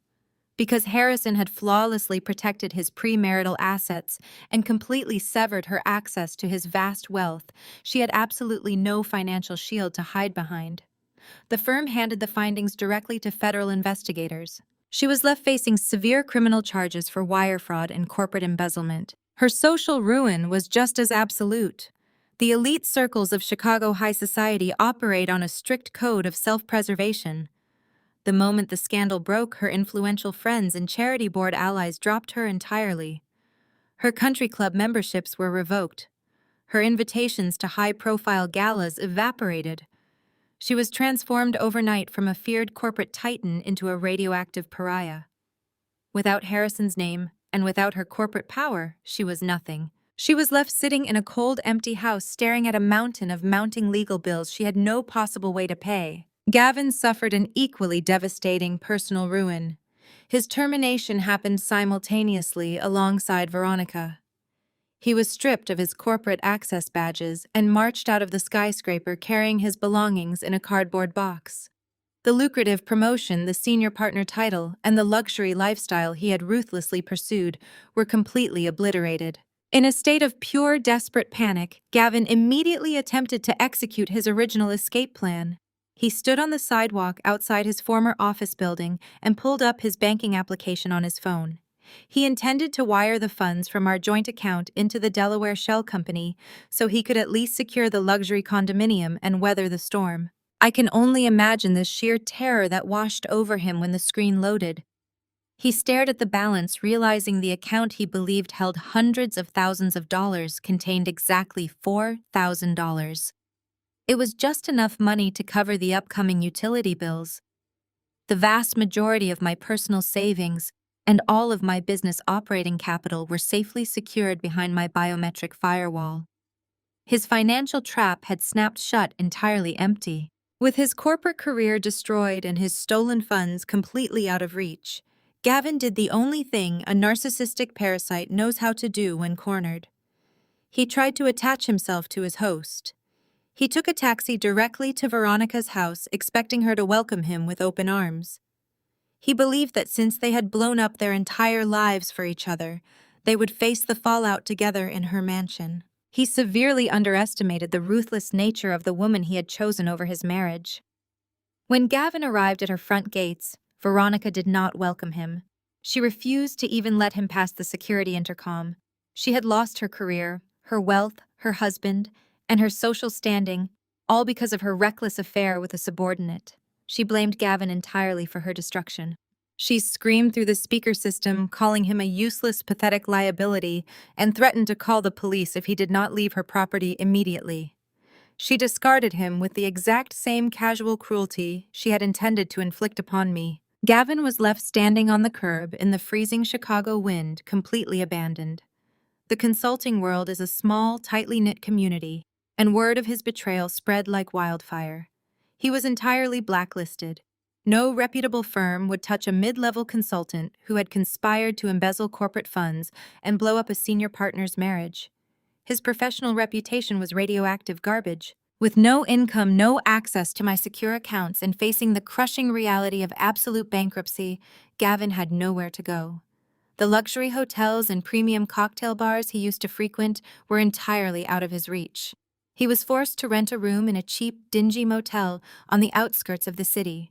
He spent his days sitting in a room that smelled of stale smoke and bleach, staring at the peeling wallpaper, and contemplating the absolute wreckage of his life. The arrogant husband who had constantly belittled my crisis public relations career, who had demanded I fetch his dry cleaning and cater to his every whim, was completely broken.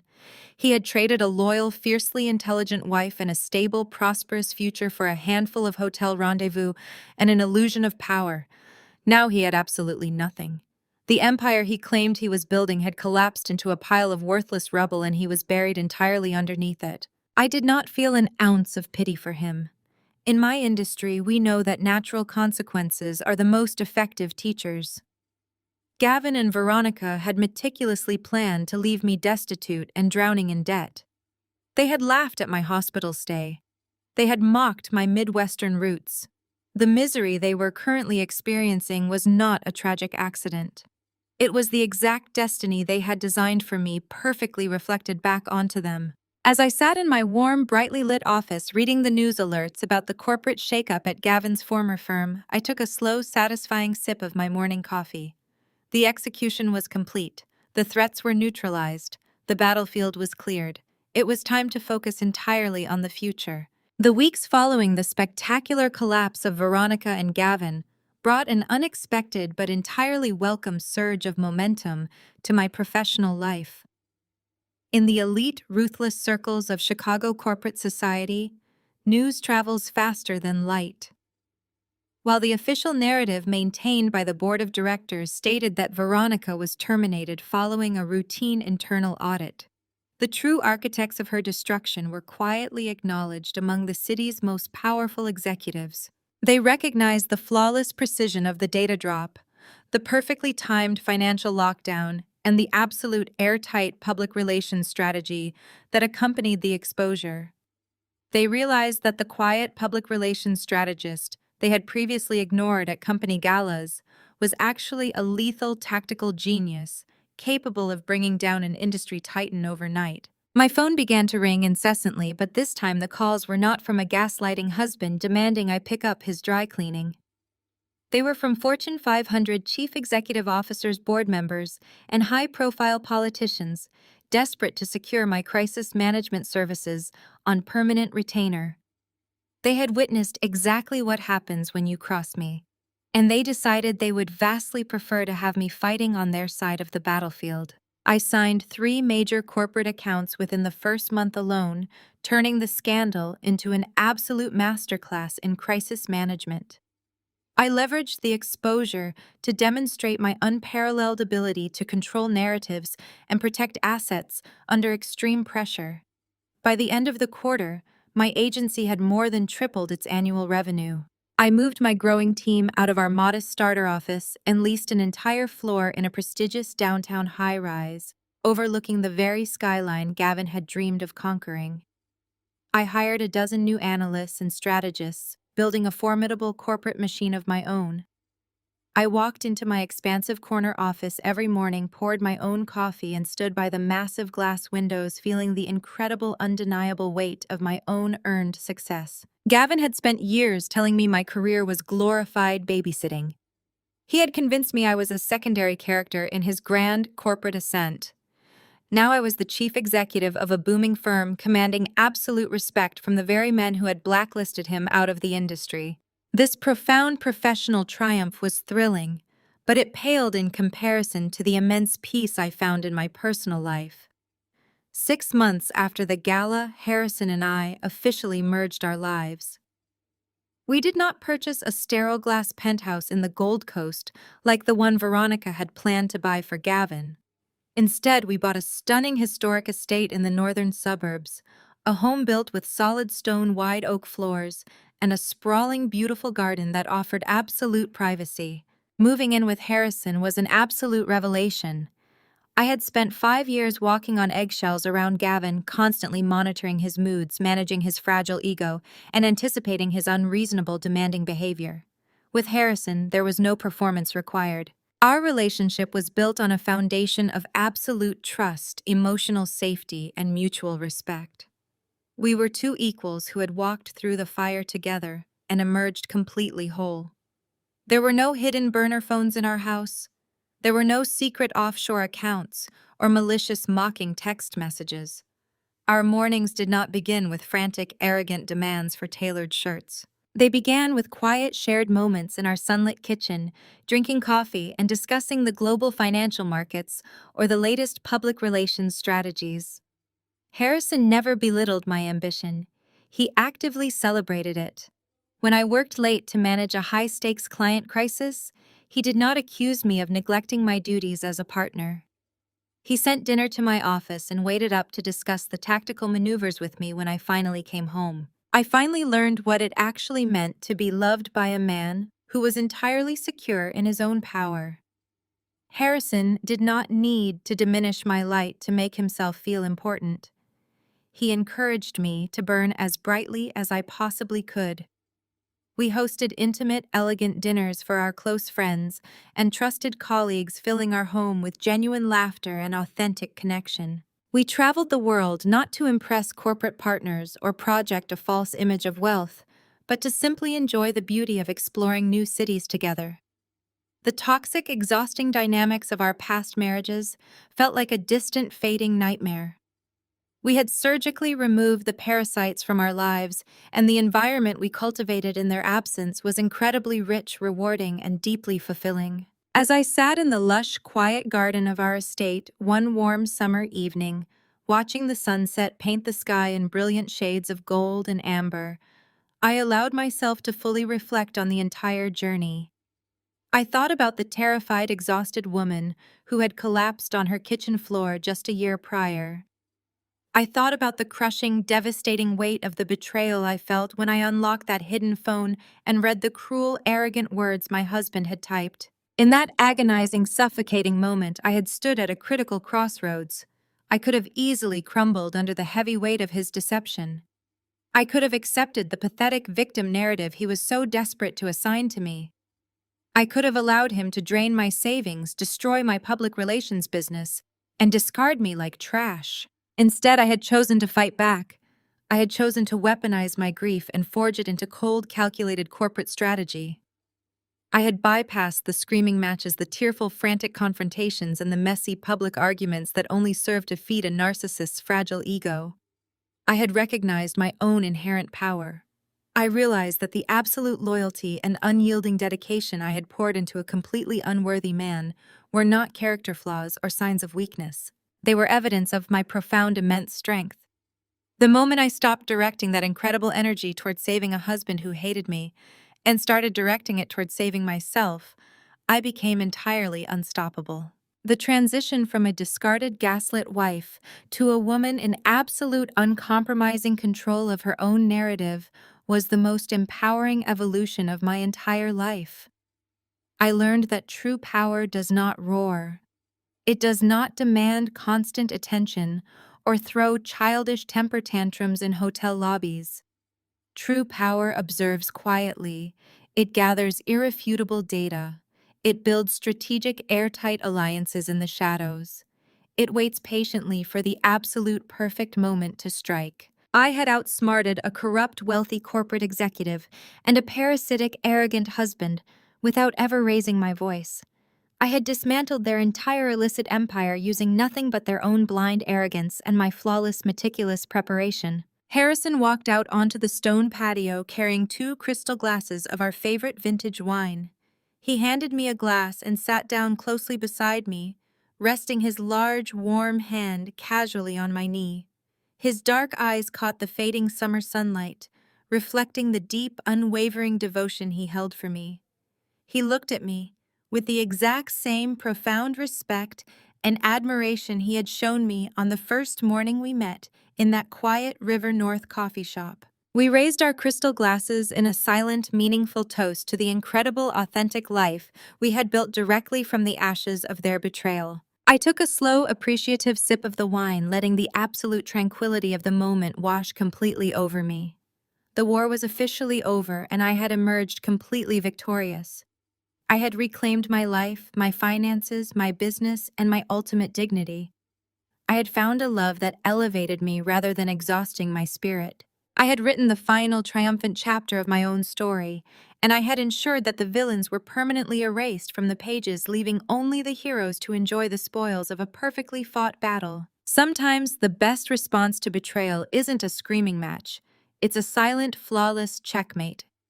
Have you ever had to outsmart a toxic partner? Share your story in the comments below.